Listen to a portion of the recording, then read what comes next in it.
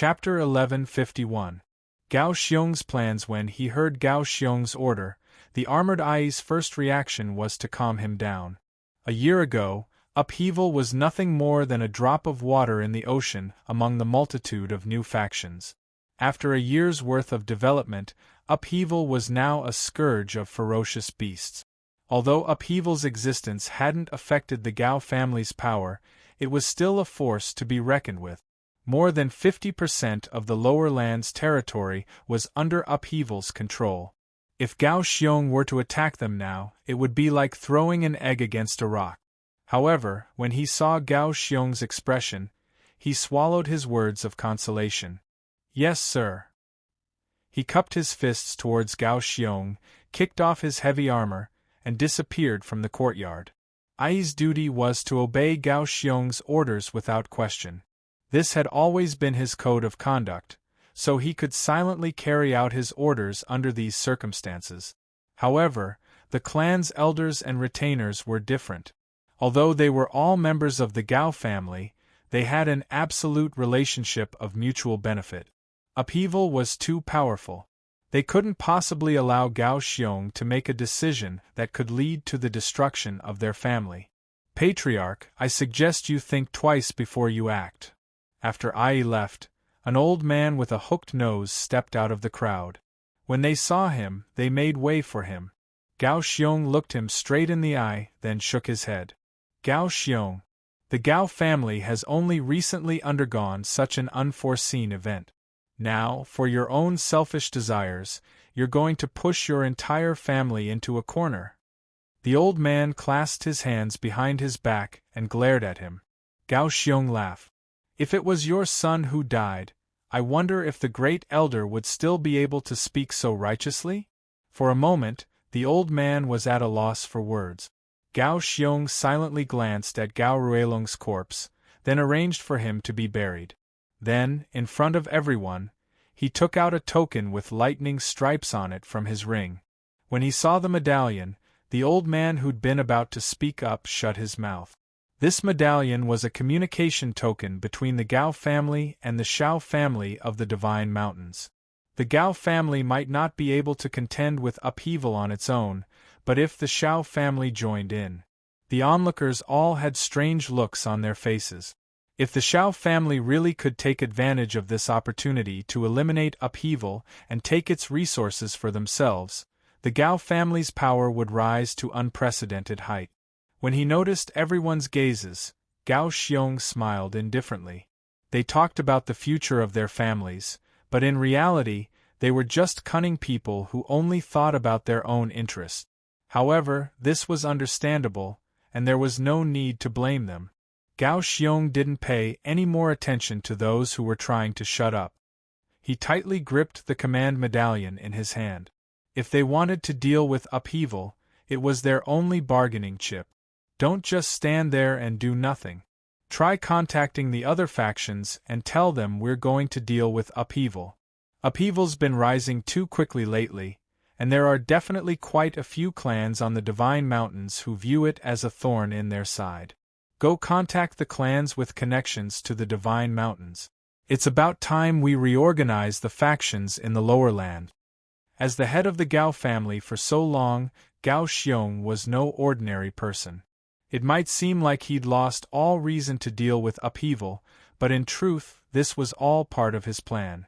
Upheaval had risen too quickly. Although it didn't seem like they'd affected the Gao family's existence, they'd already subconsciously posed an absolute threat. Gao Xiong refused to let a faction like upheaval hover around them. He wanted to take advantage of this opportunity to deal with all the clans with connections to the Divine Mountains. He wanted to properly deal with upheaval's sudden rise to power. The Shao family had mentioned upheaval many times, and they were astonished by its sudden rise. This was a perfect opportunity to see just who stood behind upheaval. Blue Sky City. Ever since Little White left to help Yi Zichen ask around about Xia Kiki and the others, he'd been away.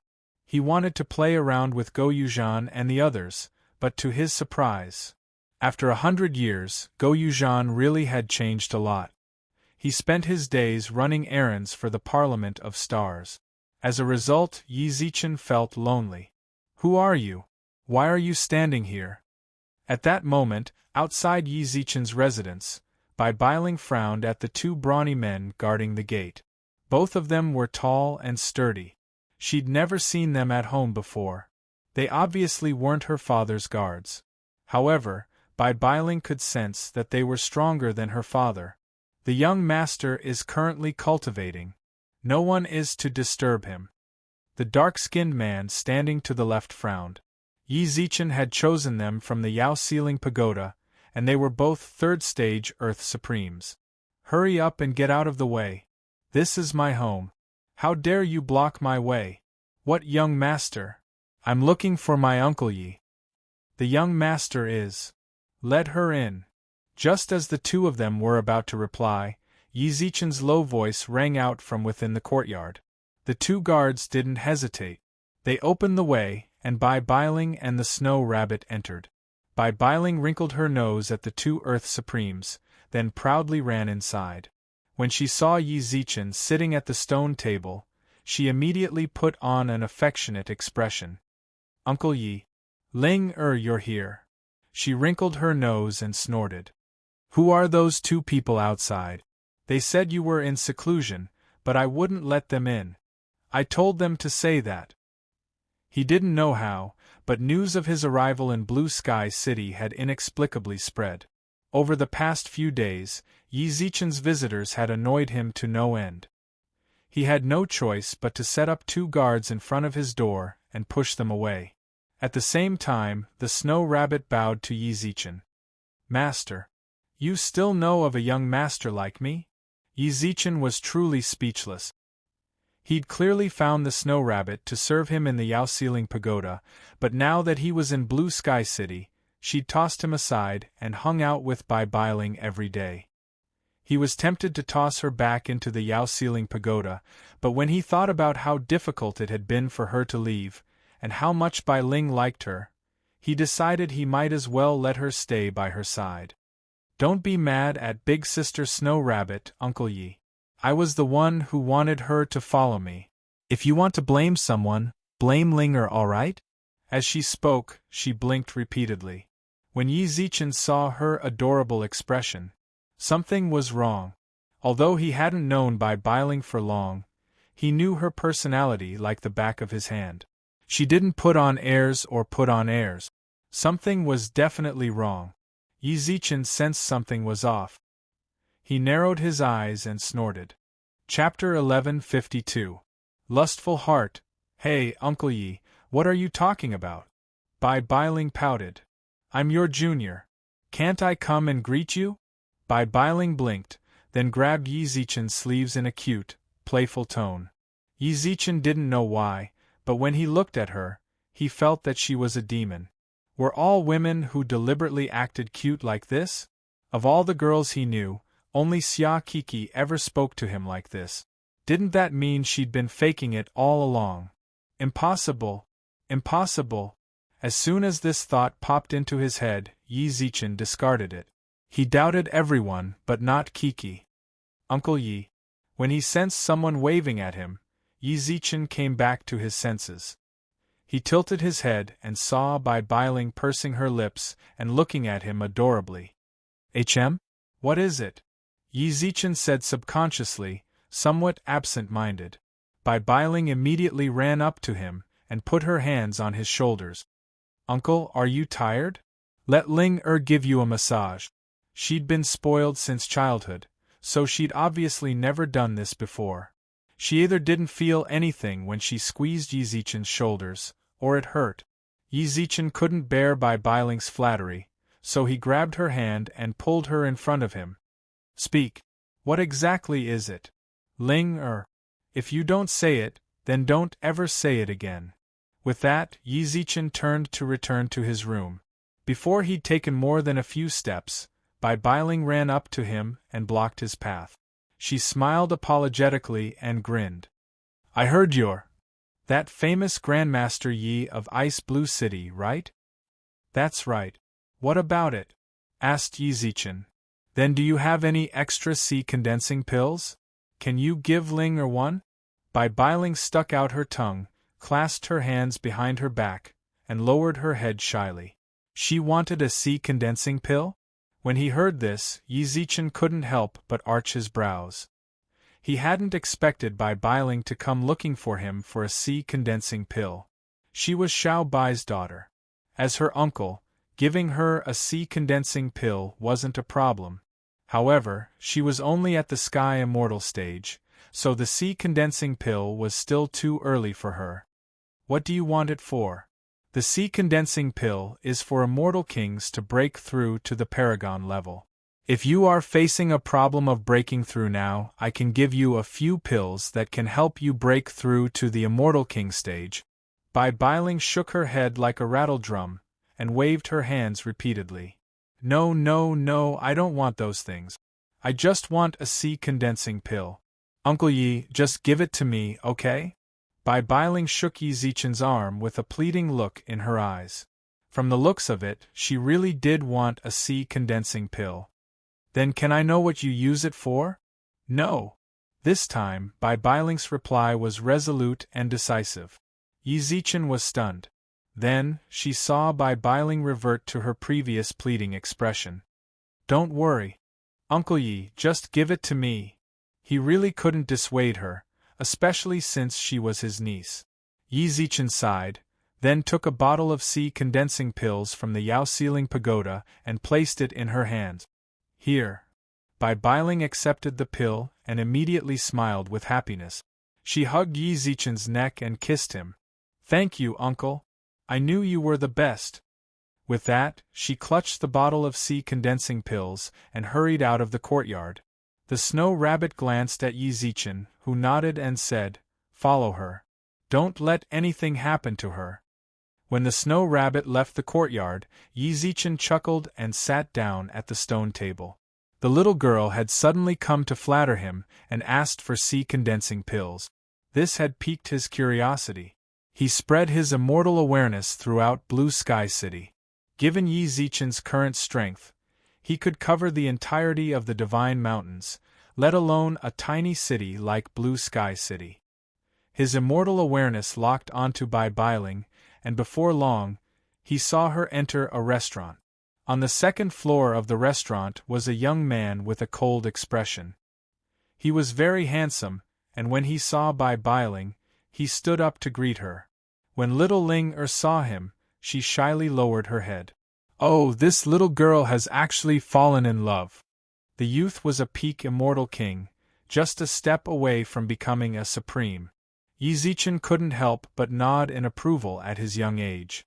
Yi Zichen smiled calmly, but his immortal awareness remained locked onto her. He wanted to see what they were going to do next. He absolutely wasn't a peeping Tom. He just wanted to help his precious niece, Lil Ling. Hey, didn't you say you'd been stuck at the peak Immortal King level for a long time? Here's a sea condensing pill for you. Bai Bailing, who was sitting at the table, blushed as she pushed the bottle of sea condensing pills toward the youth. When the youth heard that, his face lit up with shock. This was understandable. Every immortal king knew how precious sea condensing pills were. A while ago, he'd heard that Grandmaster Yi was selling sea condensing pills in Ice Blue City, but unfortunately, he was short on money. He couldn't afford to buy one. However, the youth didn't refuse such a precious sea condensing pill. He stowed it into his spatial pouch without so much as glancing at Bai Bailing. When Yi Zichen saw this, he couldn't help but frown. He wasn't particularly worldly. He didn't frown because the youth didn't refuse, but because the youth didn't seem to care about Bai Bailing at all.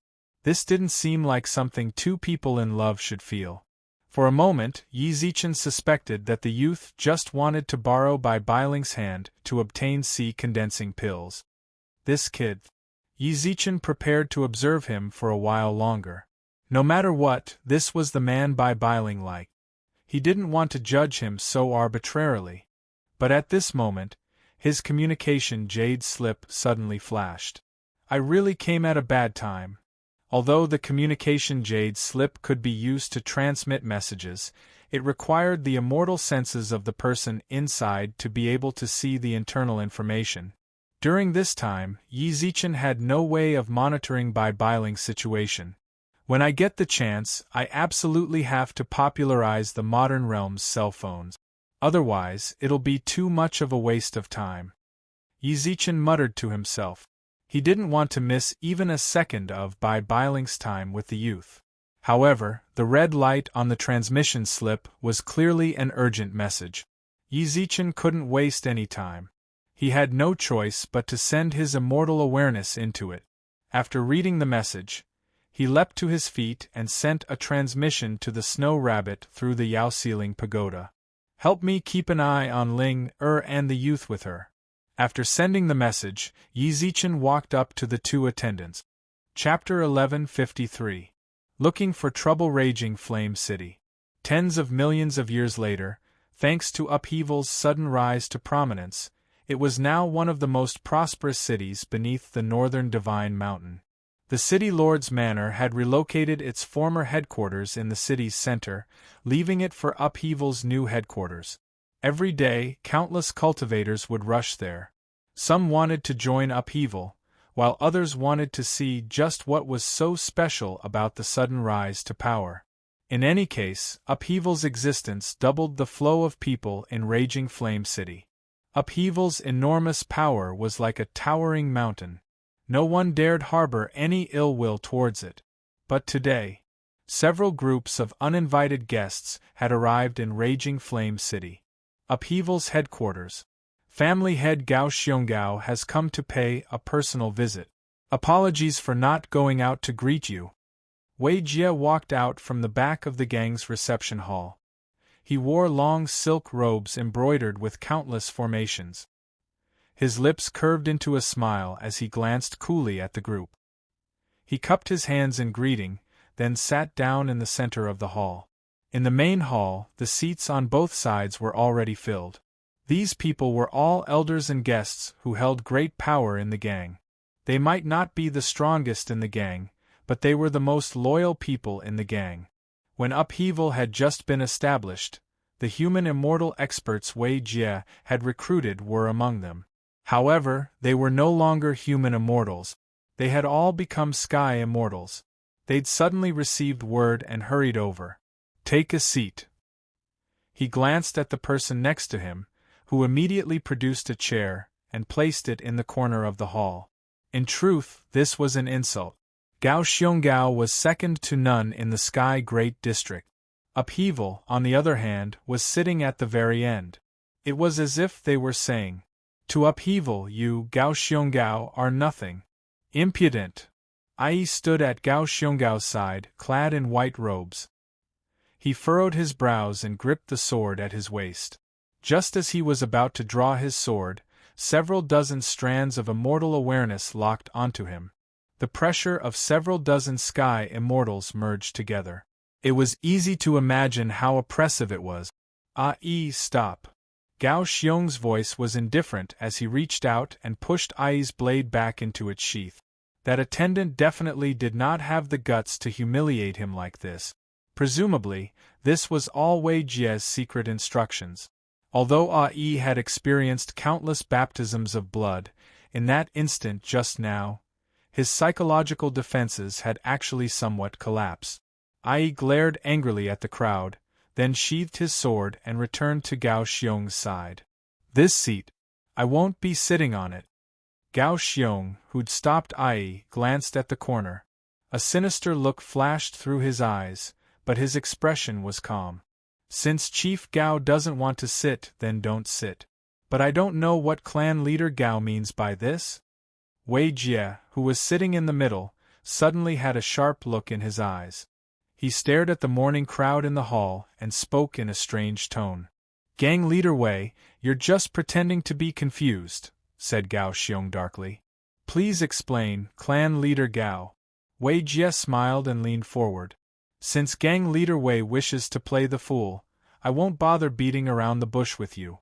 I'm here to demand justice for my son. Ha, that makes me even more confused. A faint smile appeared on Wei Jie's face. His body leaned back against the back of his chair. His right hand gripped the chair's armrest as a dark light surged in his eyes. I heard your son died recently, so you wanted to pay your respects. I naturally wouldn't interfere. But you brought this clansman to upheaval, wore mourning clothes, and even said you wanted justice for your son? What, are you trying to throw the blame on upheaval? Gang leader Wei, you don't want to admit it? Gao Xiong's expression was extremely unsightly, but how could this sort of verbal threat affect Wei Jie in the slightest? It's not that I don't want to admit it, it's that I can't. Gao Xiong, if you know what's good for you, hurry up and take your men with you and scram. I don't have the time to waste with you. If you want to use your entire family to make an enemy out of upheaval, then we'll accompany you to the end. What on earth happened? Why'd you call us over in such a hurry? Within the city lord's manor, the heads of the Lu and Wu families had received word from the city lord and hurried over. Upheaval's appearance had forced the three families to abandon all competition. No matter how ambitious they were, they couldn't shake Upheaval's position. Gao Xiong suddenly came to Raging Flame City today. I'm sure you've heard about this. W&G Lei frowned at Wu Wenguang and Lu Qing. Given his understanding of his two old rivals, there was no way they wouldn't know about Gao Xiong's sudden appearance. Sure enough, both of them nodded their heads. Then Wu Wenguang said, didn't he go to upheaval? It seems he came with ill intentions, but upheaval is no longer the same as it was a year ago. Even if Gao Xiong represents the entire Gao family, he won't pose a threat to upheaval. Lu Qing nodded when he heard this, expressing his affirmation. What if it's not just the Gao family? As soon as W&G Lei said this, Wu Wenguang and Lu Qing's expressions changed. W&G Lei continued, there are at least 1 million people outside Raging Flame City. They've surrounded the entire city. Based on the information I've received, quite a few of these families are from the Sky Great District. They're in contact with the Divine Mountains, but they don't recognize many of them. I'm afraid they're from the other Divine Mountains. What? People from the other Divine Mountains have come as well? Wu Wenguang and Lu Qing were stunned. W&G Lei nodded. That's not the main point. Think about it carefully. Upheaval's recent rise to power has truly left everyone dumbfounded. But who has been affected the most by his rise? The Divine Mountains. Lu Qing furrowed his brows. Yes, the Divine Mountains. Now that so many families have banded together, I'm not worried about the million immortals outside. I'm worried about people from the Divine Mountains. Lu Qing and Wu Wenguang cried out in alarm. They glanced at each other and realized the gravity of the situation. Upheaval was powerful, but that was only below the Divine Mountains. There was still the Divine Mountains above them. If people from the Divine Mountains came down and hardened their hearts to deal with upheaval, Gao Xiong has come with ill intentions, Lu Qing said gravely. If people from the Divine Mountains really do want to deal with upheaval, it's hard to say what the outcome will be. Why would it be hard to say? Upheaval's rise to power was simply too rapid. Furthermore, the resources and wealth it displayed left everyone dumbfounded. No one dared to say for sure whether or not upheaval had the support of the Divine Mountains. In that case, we have a very important choice before us. W&G Lei furrowed his brows. Chapter 1154. Chapter 1154. A million immortals. The courtyard suddenly fell silent. In truth, given their level, they couldn't participate in a conflict of this scale. However, their choices would determine the future of their families.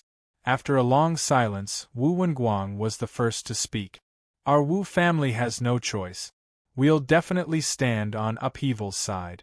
When the time comes, if they really want to deal with upheaval, our Wu family will definitely lend a hand, even if our strength is meager. The patriarch said that we should befriend Sir Yi, replied Lu Qing. Although he wasn't very direct, his intentions were clear. Actually, I was thinking the same thing. After they voiced their opinions, WNG Lei pursed his lips into a smile. Staying neutral was actually the best decision for him. He was different from the Liu and Wu families. The Liu family had an immortal king, while the Wu family had Wu Di. However, it was precisely because of this that, although the Wang family had been the city lord for the past year, they'd always felt as if they'd been pressured by the other two families. Choosing sides now was the best opportunity for him. As for Upheaval's defeat, he didn't believe it at all. They'd risen to power so quickly, but they definitely had the support of an expert. Of course, if he made the wrong bet, he'd face utter annihilation. This was a huge gamble. Our three families are all on Upheaval's side, so there's nothing left to discuss. Let's all return to our clans and make preparations. In a moment, I'll send word to Boss Wei and tell him about the situation outside the city. He'll be prepared. In a moment, I'll send word to Boss Wei and tell him about the situation outside the city. That way, he'll be prepared. A heavy immortal pressure permeated the entire hall. The instant Wei Jie's voice faded, everyone in the hall tensed up. When Ai sensed the hostility in the hall, he hefted his sword pagoda and stepped forward, his fierce eyes scanning his surroundings. If anyone in the hall made the slightest move, or if Gao Xiong gave the order, he'd unhesitatingly swing his sword at their heads. Boss Wei, you're quite brave. Gao Xiong clapped his hands in admiration, his half-lidded eyes flashing with a venomous light. It seems Upheaval has long harbored ill intentions towards our Gao family. For them to dare say something like this, I'm afraid they have someone from the Divine Mountains backing them. I just don't know, Boss Wei, but can you tell us just who's backing you? The Four Directions Palace, the Spiritual Connection Tower, the Profound Pavilion, the Assembly of Saints, or the Sea of Innocence. Behind the Gao clan stood the Shao clan, the clan of the Thunder Emperor. Among those who dared to clash head-on with the Thunder Emperor, only these few factions would be able to contend against him. Gao Xiong pointed out these powers because he wanted to see if he could see anything fishy from Wei Jie's expression. However, what disappointed him was that Wei Jie's eyes remained calm and composed from beginning to end. He didn't give himself away at all. Do you need to care about that? Wei Jie couldn't help but smile calmly. As the gang leader, he knew better than anyone who stood behind Upheaval. He also wanted to have the support of these powers. He knew all of the powers Gao Xiong had just mentioned. They were all peak powers of the Divine Mountains. But as far as he knew, Yi Zichen was just an independent cultivator. However, he wanted to use this feeling of being in the clouds to confuse Gao Xiong, so that he wouldn't be able to guess. At this moment, a gang member suddenly appeared beside Wei Jie.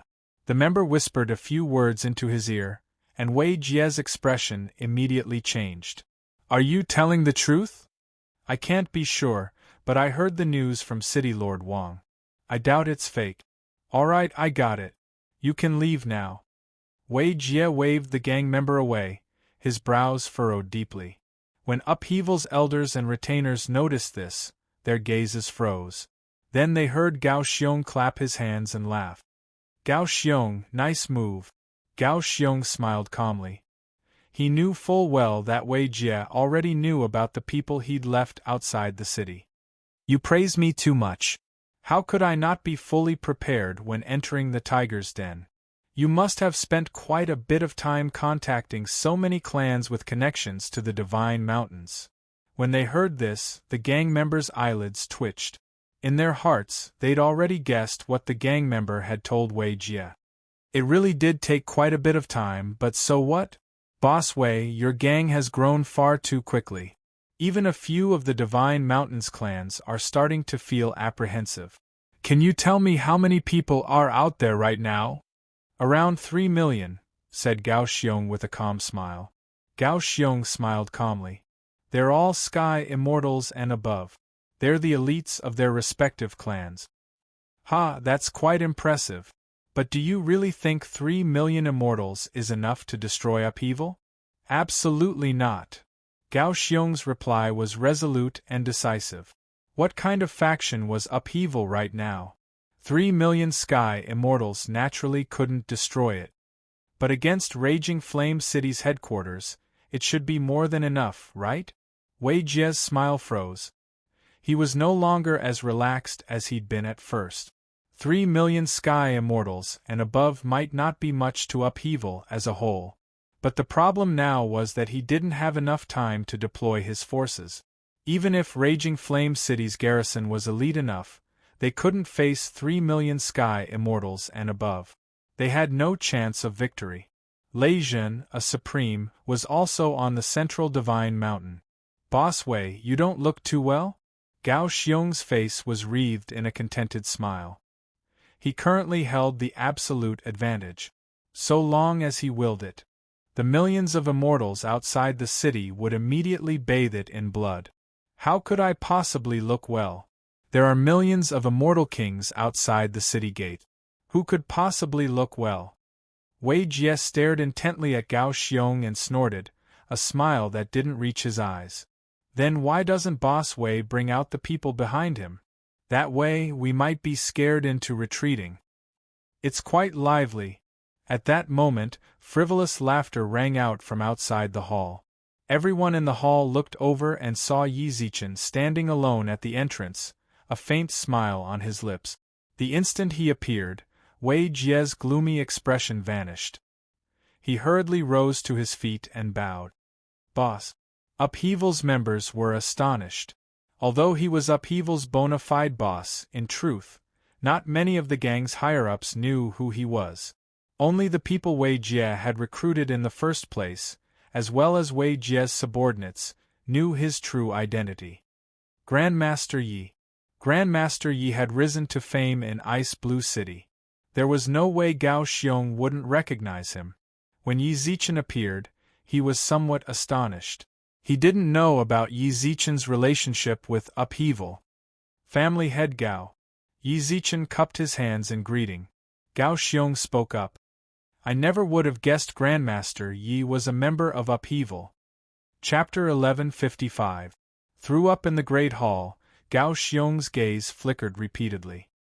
He watched Yi Zichen, who'd already waved his sleeves and sat back down.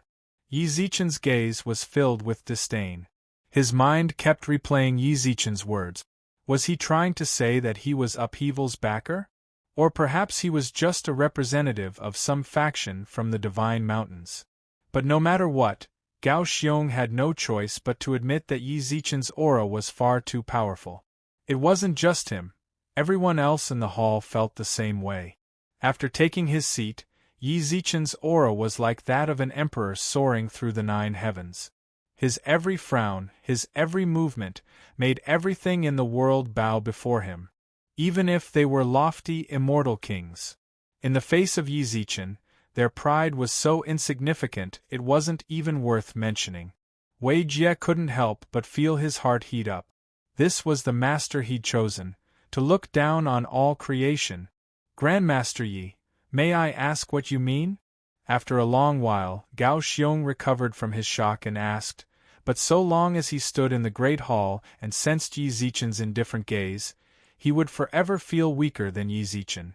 Even if he had 1,000,000 sky immortals backing him, even if he had the support of the Divine Mountains, Shao family, he still couldn't completely ignore Yi Zichen. "Are you asking me?" Yi Zichen's tone was especially cold. He gently rubbed the armrests of his chair, and the corners of his lips curled into a smile. "You're the one who kept yapping about wanting to see me. Now that I'm here, is there something you want to say to me?" By this point, everyone knew that Yi Zichen was saying that he was Upheaval's backer. Upheaval's higher-ups discreetly sized him up. For most of them, this was their first time seeing Yi Zichen. However, this true leader of the gang had left an awe-inspiring impression on them. He had formidable control over the situation, the aura of a king who looked down on all creation, and a disdain for everything else. He was supremely confident. Someone like this was worthy of the mastermind behind the scenes they'd fantasized about countless times. "So Grandmaster Yi is saying that you're Upheaval's backer?" said Gao Xiong calmly. "Isn't my presence here the best proof?" Yi Zichen looked indifferently at Gao Xiong. He couldn't be bothered to waste his breath. Tell me, why exactly did you come here? I've already said before that I'm here to demand an explanation for my son. Gao Xiong sensed Yi Zichen's disdain for him, so his tone was no longer as polite as before. Your son's death is your family's business. What does it have to do with upheaval? If you have the guts, go and take revenge on the Shao family.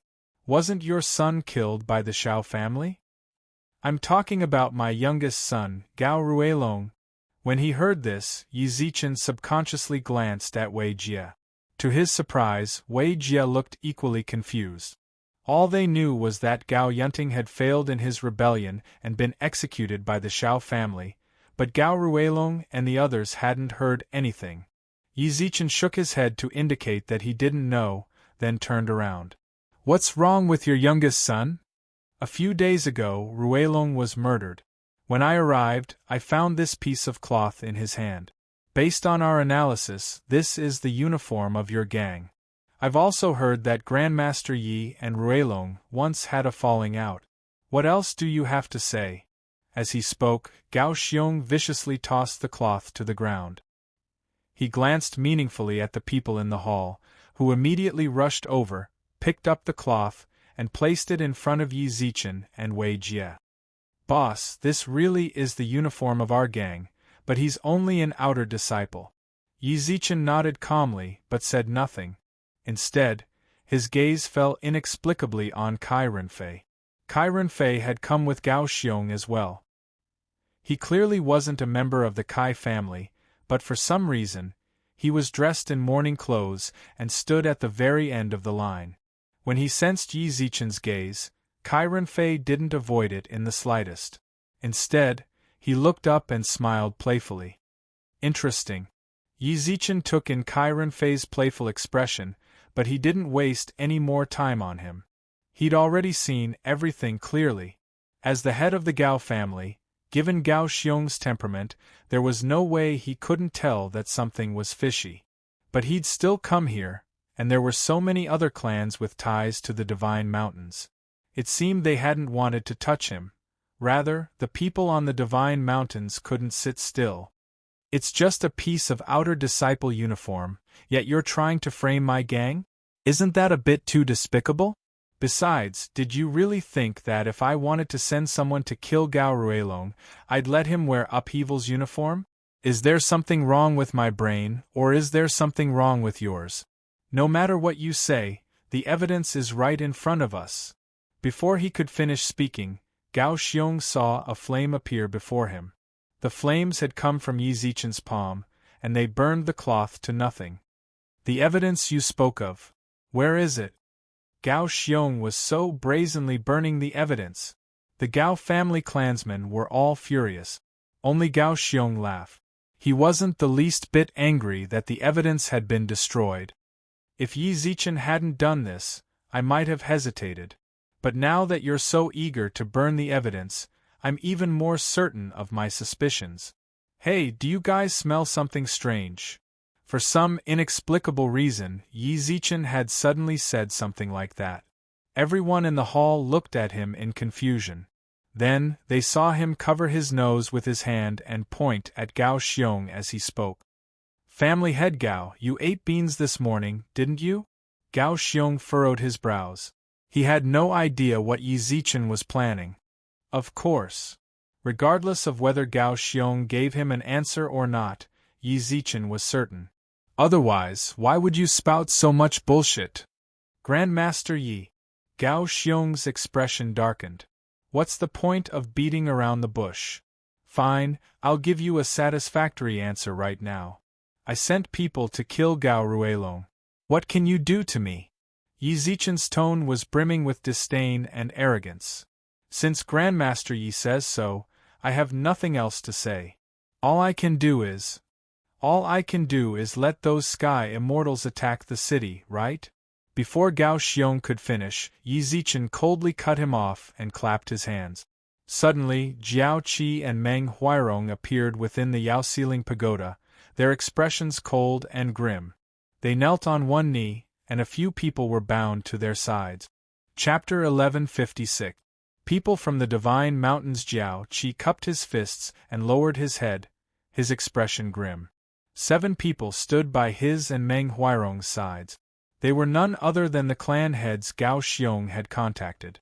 The clan heads had all been captured, and 1,000,000 sky immortals had been executed. His words were like a clap of thunder that reverberated through the hall. Gao Xiong's pupils constricted, and the members of Upheaval, as well as Lil One and the others, were utterly astonished. How long had it been? Less than an hour had passed since Yi Zichen entered the hall and Jiao Qi and the other clan heads had arrived to report the news of the death of 1,000,000 sky immortals. That was 1,000,000 sky immortals and above, and more than 20% of them were immortal kings. Such a huge team had actually been completely annihilated in less than an hour. No matter how one listened to it, this was an impossible task. Gao Xiong was no longer as calm as before. He focused his gaze and spread his immortal awareness outward. Yi Zichen sensed this, but didn't stop him. Instead, he led him. He saw it. All he saw was a sea of blood. The majestic army of millions of sky immortals had been utterly routed. In front of them were 4 armies of 1,000 strong. They'd landed in 4 corners of Raging Flame City, harvesting the immortals' lives as if they were harvesting wheat. Perhaps they'd truly been scared out of their wits, but the surviving immortals put down their weapons and knelt in front of the city gates in surrender. At that moment, Gao Xiong's immortal awareness was forcibly severed. Have you seen enough? As he stared in shock, he heard Yi Zichen's calm voice. When he looked up, he saw Yi Zichen smiling and tapping his fingers on his chair. Obviously, Yi Zichen was the one who'd severed his immortal awareness. Gao Xiong was a peak immortal king. Given his strength, he could have condensed his sea long ago and become a supreme. However, for the sake of the Gao family, he'd done his utmost to restrain his strength and compress his immortal energy. This constant compression made him stronger and stronger. Although he wasn't a supreme yet, he was already stronger than one. Furthermore, his immortal awareness had long since surpassed the limits of an immortal king. If Yi Zichen could destroy his immortal awareness with a snap of his fingers, just how strong was he? Then there was Meng Huairong and Jiao Qi, who were kneeling on one knee. They looked like Yi Zichen's subordinates, but he couldn't see through them either. You think you can deal with Upheaval with just that? You're dreaming. Yi Zichen smiled mockingly at Gao Xiong, then got down from his chair. Ai immediately unsheathed his blade and shielded Gao Xiong behind him. However, the instant he drew his sword, everyone in the hall, including the other members of Upheaval who'd been waiting outside, took out their natal spiritual treasures and surrounded Ai and the others. All of you, stand down. Wei Jie glanced coolly at the Upheaval members. Wei Jie shot them a look of his own, and they all took a few steps back. However, they remained vigilant as they stared at Ai and the others. Quite loyal. Even at a time like this, he is still wholeheartedly protecting his master. Yi Zichen's eyes brimmed with undisguisable admiration, but then he suddenly changed the topic. However, our little show is over. It's time to end it, you. In the blink of an eye, Ai pressed his sword against Gao Xiong's neck. This scene caused the people in the hall to turn pale with fright. Those from the Gao family were even angrier. Ai, are you trying to rebel? Ai simply looked at them coldly. His icy gaze was utterly foreign to the Gao family members. Then he pulled at his face with his left hand, transforming into another person. I'm you. I've always worked for Master Yi. The Ai you speak of died a year ago. You. Back in the modern realm, he'd tried to assassinate Yi Zichen but failed. Then, after Yi Zichen rescued his niece, he'd wept tears of gratitude. Although the two of them hadn't interacted much after that, he'd always remembered Yi Zichen's kindness. In a way, it was fate. When Yi Zichen first entered Ice Blue City, he'd coincidentally run into him. It was also around that time that Yi Zichen had placed him in the Gao family to keep an eye on them. Everyone in the hall was dumbfounded by Yu's display of his true identity. However, just as they were digesting this dramatic turn of events, "Boss, Gao Xiong is contacting the Divine Mountain." As Wei Jie cried out in surprise, everyone's gazes fell on him. They saw that he was holding the token imprinted with lightning in his hand. Yu, who was wielding a sword, chopped off his hand as fast as he could, causing blood to splatter onto his body.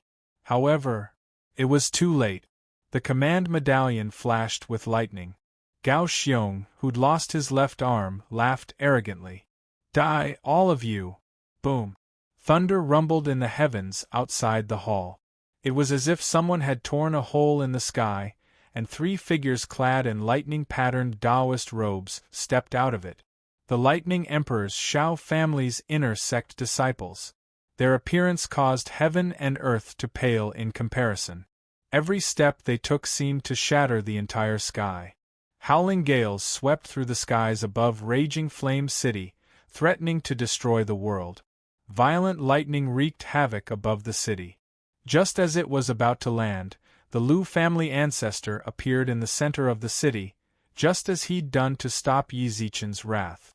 Barrier. The light barrier enveloped the entire city, but this time, when the lightning raged, the light barrier shattered like a thin piece of paper, and the ancestor vomited blood as he fell to the ground. Ancestor. Lu Qing rushed over with an anxious expression. City Lord Wng Lei, Wu Wenguang, and the others gave orders to their clansmen to create a barrier around the city the moment the light barrier appeared. However, even immortal kings couldn't resist it. How could they? Lightning tore through the barrier. The 3 Shao family inner sect disciples entered the city as if they'd entered no man's land. They looked down coldly at the millions of ants below. Under this kind of pressure, everyone in the hall revealed a look of terror. Supremes. All 3 of them were definitely Supremes. Unbeknownst to them, another 7 rifts had actually appeared in the sky at this moment, and 3 people walked out from every single rift. When everyone looked at the 7 captured clan heads, they realized that each of them had a command medallion in their hand. A total of 24 supreme-level experts descended from the Divine Mountains. Upheaval's members fell silent. However, at that moment, Yi Zichen stretched lazily. His eyes were calm as he looked up at the turbulent sky, then pursed his lips into a smile. Chapter 1157. Clash. Your subordinate obeys. Jiao Qi and Meng Huairong's figures flickered and disappeared. When the crazed Gao Xiong heard this, he instinctively furrowed his brows. Why was it that everyone from the Divine Mountains had come? Yet it was as if Yi Zichen had everything under his control? Don't try to act mysterious. This time, we've brought a total of 24 Earth Supreme-level experts from all 8 Divine Mountains. Do you really think your puny subordinates can do anything? Gao Xiong laughed coldly. Yi Zichen shrugged noncommittally in response to his angry rebuke. Who knows? Yi Zichen's expression relaxed as he looked outside the city. Suddenly, he closed his eyes and placed his hands in front of his chest. He wasn't praying for Jiao Qi and Meng Huairong. Rather, he was mourning for the people who'd died. He clearly had the means to prevent disaster from descending upon the city, but in order to ensure that everything went smoothly, he'd forced the civilians to suffer. Don't blame me. After a long moment of silence, Yi Zichen's eyes snapped open. He looked out at Raging Flame City, which had been destroyed by the heavenly lightning. He looked at the civilians who died horrible death. His expression, however, was grave and solemn. Kindness didn't command soldiers, and righteousness didn't amass wealth. At a time like this, Yi Zichen had no time for soft-heartedness. Even though they had gathered all the elites of the 3 great clans in the city, they were still unable to stop the rolling thunder from falling from the sky. Violent lightning wreaked havoc throughout the city, destroying it beyond recognition. Are they trying to destroy Raging Flame City?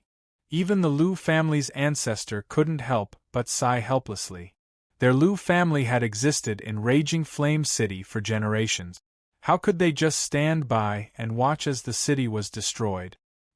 He stooped and burned his blood essence, wanting to leave behind a layer of protection for this city. However, in the face of the heavenly lightning, his defenses were utterly fragile.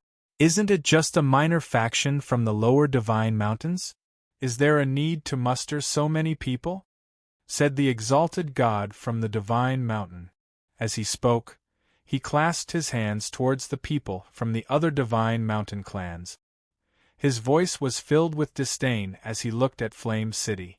The rest of the people from the divine mountains nodded. They were all Earth sovereigns, and there were even a few ninth-stage Earth sovereigns among them, existences that were only a step away from the heavenly sovereign realm. Using them to deal with a minor faction from the lower divine mountains was making a mountain out of a molehill. Stop complaining. I heard a thing or two about upheaval from the lower divine mountains. Everyone must have come here for it. Let's get rid of them quickly so that we can report back to the clan. In the sky, a handsome young man with long hair said indifferently as he held a divine sword in his hand. He was a disciple of the Longevity Sword sect. Although the Longevity Sword sect's background wasn't as great as the Shao family's, it was still a considerable power in the southeastern Divine Mountain. This disciple was the most outstanding disciple that the Longevity Sword sect had produced in the past 1,000 years. He was also the one most likely to inherit the title of Sword Saint. Chen Qinghe. I didn't think the Longevity Sword sect would send you, Brother Chen. The only man among the three yellow-robed cultivators cupped his hands and smiled. He was one of the leaders of the Yellow Wind sect. The remaining few groups also cupped their hands together and smiled. Chen Qinghe, who was standing in the empty space like a moon surrounded by stars, softly smiled and shook his head. However, his eyes landed on the Lightning Emperor trio, who were standing within the Thunderbolt with cold and indifferent expressions. Even the Lightning Emperor's Shao family sent an inner sect disciple, let alone the Longevity Sword sect. Compared to the Lightning Emperor's Shao family, the sects that had arrived through the void were indeed not on the same level. However, they could see that every divine mountain had sent a faction. Only the northern divine mountain hadn't sent anyone. Brother Xiaozhan, what should we do next? Chen Qinghe lowered his demeanor and asked in a questioning manner. This was also the warning given to him by the sect master before he came down. Dealing with upheaval was a small matter. Even destroying it and splitting its resources was a small matter. Once he descended the mountain, he absolutely had to establish a good relationship with the Shao family. If the Longevity Sword sect wanted to take another step forward, it needed a powerful backer that the entire God realm feared. When you came here, just do as the sect said. But do your best to end things quickly. The spiritual energy here is too thin. It's making me uncomfortable. Since Brother Shao isn't feeling well, why don't you wait a moment and leave the fighting to us? Chen Qinghe cupped his hands, fawning. The other factions realized that this was an opportunity to befriend the Shao family, so they nodded. The Shao family members nodded as well. They didn't refuse their good intentions. They crossed their arms and didn't move. The other factions didn't waste any more time. They took out their treasures and locked onto Upheaval's position. Boom. Among these people, Chen Qinghe was the first to make a move. With the divine sword in his hand, his sword flashed. It seemed capable of sundering the heavens itself. It sliced through the air and headed straight for Upheaval. However, just as it was halfway there, another beam of sword light flashed past. It collided with Chen Qinghe's sword light and was annihilated. The others on the divine mountain furrowed their brows. Only then did they realize that Jiao Qi and Meng Huairong had appeared in their line of sight. Before Chen Qinghe and the others could react, Jiao Qi and Meng Huairong charged right at them. "You're looking to die!" roared the people on the divine mountain. Their treasures glowed brightly as they charged. To their astonishment, however, Jiao Qi and Meng Huairong were completely suppressing them. The three Shao family members, who'd been watching from the sidelines, furrowed their brows. Ninth Stage Supreme. They were all ninth stage supreme experts.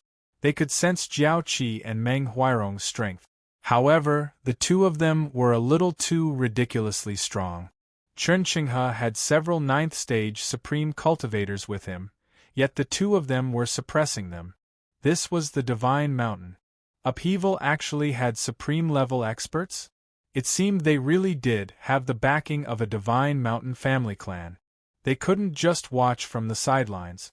If they kept watching, Chen Qinghe and the others would lose in less than 300 moves. They didn't hesitate any longer. The three Shao family members controlled their lightning and rushed onto the battlefield. Perfect, they wanted to see just which faction Jiao Qi and Meng Huairong belonged to. Rumble! A bolt of heavenly lightning suddenly crashed down on Jiao Qi and Meng Huairong's heads. They'd sensed it long ago and dodged. They took a few steps back and smiled calmly at the people on the Divine Mountain. "Thank you for your help, Brother Shao." Chen Qinghe cupped his hands at them. His eyes were grave, and his body was drenched in sweat. The other cultivators from the Divine Mountains felt their chests churn. They had to say, Chapter 1158. "I'll let you live, the sect master was right. Upheaval really does have the support of the Divine Mountains," said a member of the Longevity Sword sect. Someone from the Longevity Sword sect spoke up. This place was beneath the sacred mountain, after all. After reaching the prime stage, one would have to ascend to the sacred mountain. The Supremes who could remain here had all been sent down by the Divine Mountains, and they didn't show themselves in public. Furthermore, Jiao Qi and the others were ninth stage supreme experts. Most likely, the Divine Mountains faction supporting Upheaval had received word ahead of time and sent them to protect Upheaval. Once we return to the Divine Mountains, we have to explain things to the sect and investigate which faction they're supporting. The power structure of the lower lands has long since been set in stone. Upheaval supporters are allowing them to swallow up the lower lands' resources and influence. They're destroying the balance of the Divine Mountains. You're right. We have to investigate this thoroughly when we return. There's no way a ninth stage Earth Supreme can leave no trace when they descend the Divine Mountains. As the people of the Divine Mountains spoke in unison, Meng Huairong, who'd retreated far away, spoke up. "You're from the Shao family, aren't you?" "That's right." Shao Zhan responded coldly, but his eyes were full of seriousness. His bolt of lightning just now had been extremely crafty. In his opinion, even if Jiao Qi and the others could dodge it, it shouldn't have been that easy. After receiving Shao Zhan's response, Meng Huairong pursed her lips into a smile and looked at Jiao Qi. "The young master told us to take care of the Shao family. Let's stop fooling around. Hurry up and call the rest of our brothers over. Capture these guys and report back." "All right." Jiao Qi nodded calmly, then saw Meng Huairong raise her right hand into the air. The people of the Divine Mountains furrowed their brows and watched her movements vigilantly. They thought she was going to use some sort of divine technique, but all they saw was a beam of light. Of course, this didn't make them lower their guard. As they watched their surroundings, they saw thousands of people fly through the air from all four corners of Raging Flame City. Thousands of supreme-level auras gathered together. The faces of the people of the Divine Mountains darkened. Supremes. They're all Supremes. Surrounded by thousands of Yao-ceiling pagodas, Earth Supremes and Sky Demons, the newcomers from the Divine Mountains were shocked. How is that possible? No force can send thousands of Earth sovereigns down the mountain at the same time. There's no way the other powers on the Divine Mountains wouldn't have noticed if they were really making such a big move. The experts on the Divine Mountain cried out in alarm. At that moment, Shao Zhan's pupils constricted. "You are demons!" The rest of the experts from the Divine Mountains subconsciously looked at Shao Zhan, then at Jiao Qi and Meng Huairong. Meng Huairong nodded with a smile. "You guessed correctly." As soon as she finished speaking, her gaze instantly sank as she shouted towards the sovereign demons. "Take them all down." The sight of thousands of Supremes blotting out the sun shocked everyone in Upheaval's main hall. They silently watched Yi Zichen, who sat in his chair and sipped from his cup. Their hearts were filled with reverence. Even Wei Jie, who'd been by Yi Zichen's side for a long time, paled when he saw this. Supremacy. Several thousand supremes. He'd never underestimated Yi Zichen, but he'd never guessed he was this strong. The faces of Gao Xiong and the other clan heads turned ashen. If they'd known this would happen, they'd never have provoked upheaval. Go in. As the hall fell deathly silent, Jiao Qi, Meng Huairong, and several supreme-level Yao dragged Xiao Zhan, Chen Qinghe, and the others into the main hall. Bang! Bang! Bang! Jiao Qi and Meng Huairong knelt on one knee and cupped their hand. Master, we've captured them all. Thank you for your hard work. Jiao Qi and Meng Huairong nodded at them, then moved to one side of the hall. Yi Zichen put down his gourd of alcohol, walked to the center of the hall, and looked at the bound experts, as well as the Ashen clan heads. Why are you doing this? I didn't provoke you, but you came looking for trouble. Do you think I'm easy to bully? Or do you think you can do whatever you want just because you have the Divine Mountain's support? Everyone fell silent. Xiao Zhan glowered at Yi Zichen and roared, "Puny Yao! How dare you run amok in the lands of the God realm?" Yao? Everyone else in the hall walked over. Yi Zichen smiled calmly at Xiao Zhan's sinister expression and shrugged. What nonsense are you spouting?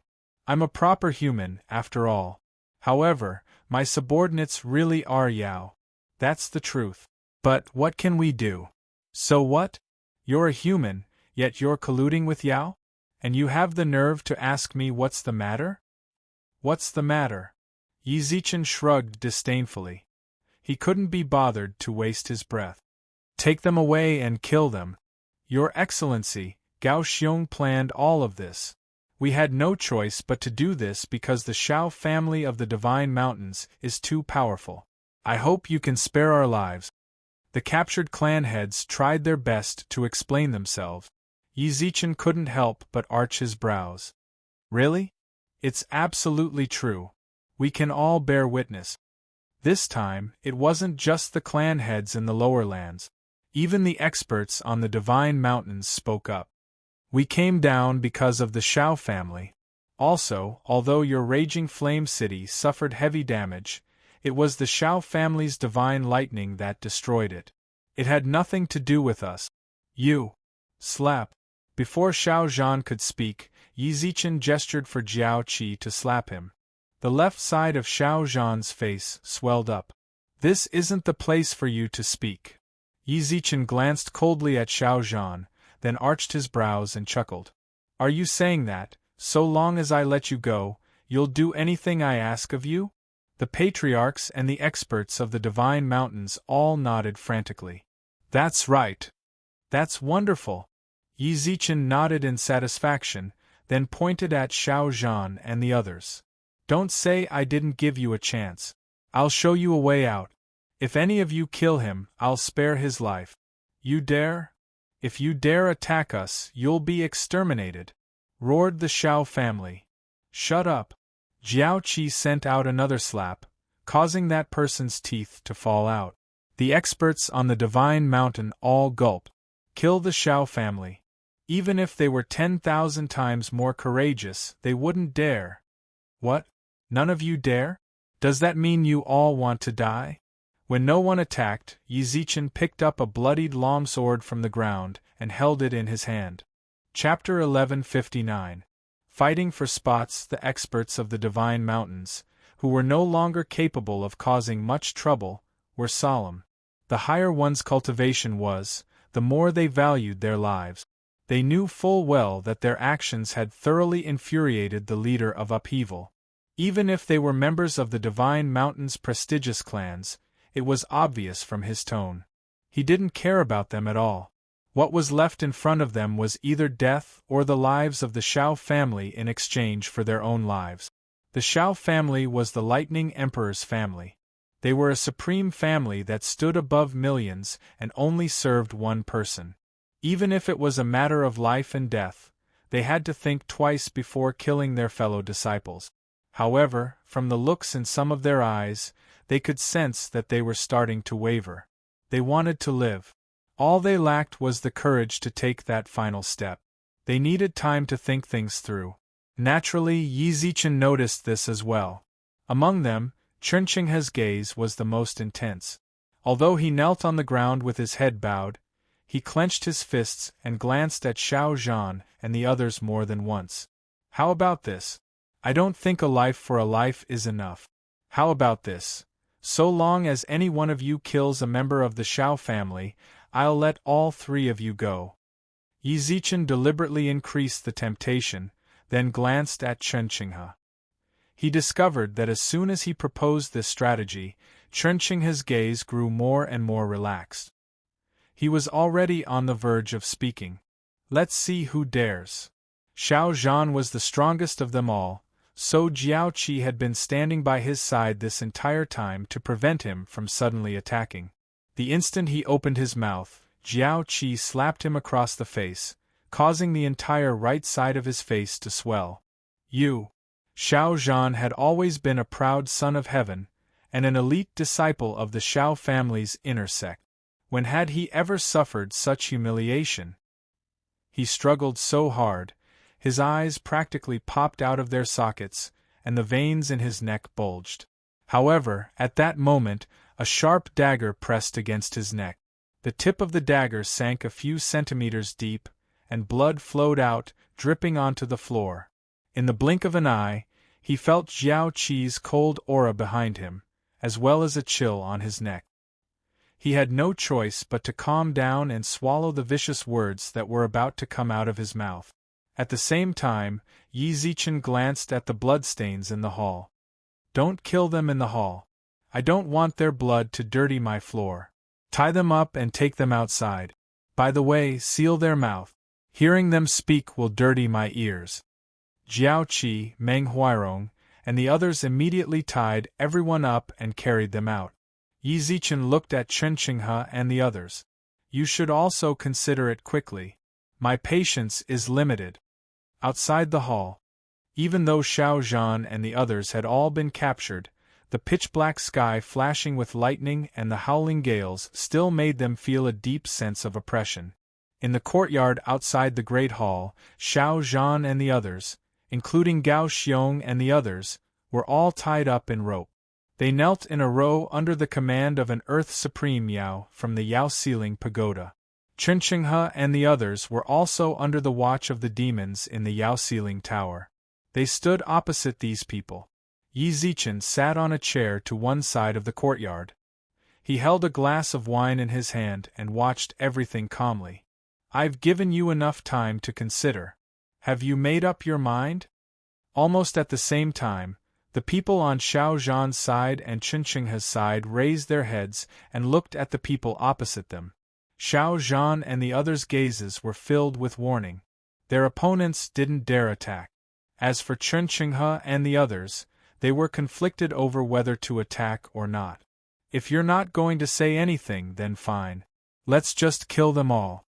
Yi Zichen didn't give them any more time to hesitate. As soon as he finished speaking, he turned to Jiaoqi and shouted, "Jiaoqi, do it!" When Jiaoqi heard that, he walked towards the people on the Divine Mountains. The struggle in Chunqinghe's eyes grew stronger and stronger. Wait a moment. Chunqinghe, whose gaze was constantly changing, raised his hand after a few struggles.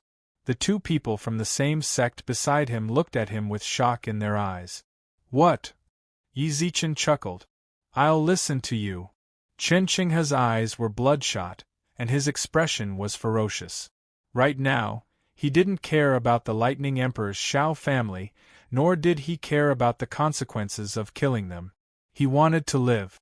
Yi Zichen smiled at him and nodded. As soon as Chunqinghe finished speaking, the only male disciple of the Yellow Wind sect smiled bitterly and stepped forward. Senior Brother Huang. The other two female disciples couldn't help but call out. Senior Brother Huang shook his head, shrugged, then turned to Yi Zichen and said, I'll listen to you as well. I'll listen to you. No matter what, I can't let my two junior sisters die here. Senior Brother. The Yellow Wind sect's female disciples were visibly moved. They naturally didn't want to die, but the difference between their sect and the Lightning Emperor's Shao family was far too great. They didn't have the courage to take that final step. They knew full well just how much pressure senior brother Huang was under when he made this decision. He was the son of the sect's vice-sect head. By doing this, he'd put the entire Yellow Wind sect on the opposing side of the Lightning Emperor's Shao family. That's right.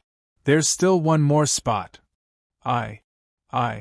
Instantly, the representatives of the other divine mountains spoke up simultaneously. They glanced at each other, then Yi Zichen shrugged and said, "There's only one spot left. There's only one spot left. Since so many of you want it, I'll." Before he finished speaking, a young man with an especially immature face among these people killed the other 4 competitors, including the other 2 disciples of those 4 competitors, at lightning speed. A 9th stage Earth Supreme. This youth was actually a 9th stage Earth Supreme as well. When he finally stopped, his face and hands were covered in blood. His gray eyes were cold and distant. As the others watched in astonishment, he stared straight at Yi Zichen. "This time, I'm the only one left." His 2 fellow disciples stared at the youth in terror. When Yi Zichen saw the youth, he actually smiled in satisfaction. "All right, I'll leave this spot to you." He snapped his fingers, and a demigod artifact appeared in front of Chunqinghe, senior brother Huang, and the other youth. They landed on the ground. "Do it." This sentence was like a death knell. Xiao Zhan and the others were bound and gagged. They glared at Chunqinghe, Yi Zichen, and Yi Zichen in warning. "Do it." To everyone's surprise, the first to mention a demigod artifact wasn't Chunqinghe or senior brother Huang. Rather, it was the 9th stage Earth Supreme youth who'd helped Yi Zichen kill the 12 experts from the Divine Mountains. He clenched his weapon, his expression cold and aloof. Without the slightest hesitation, he walked up to one of Xiao Zhan and the other 2, then raised his weapon high into the air. He raised his blade and brought it down.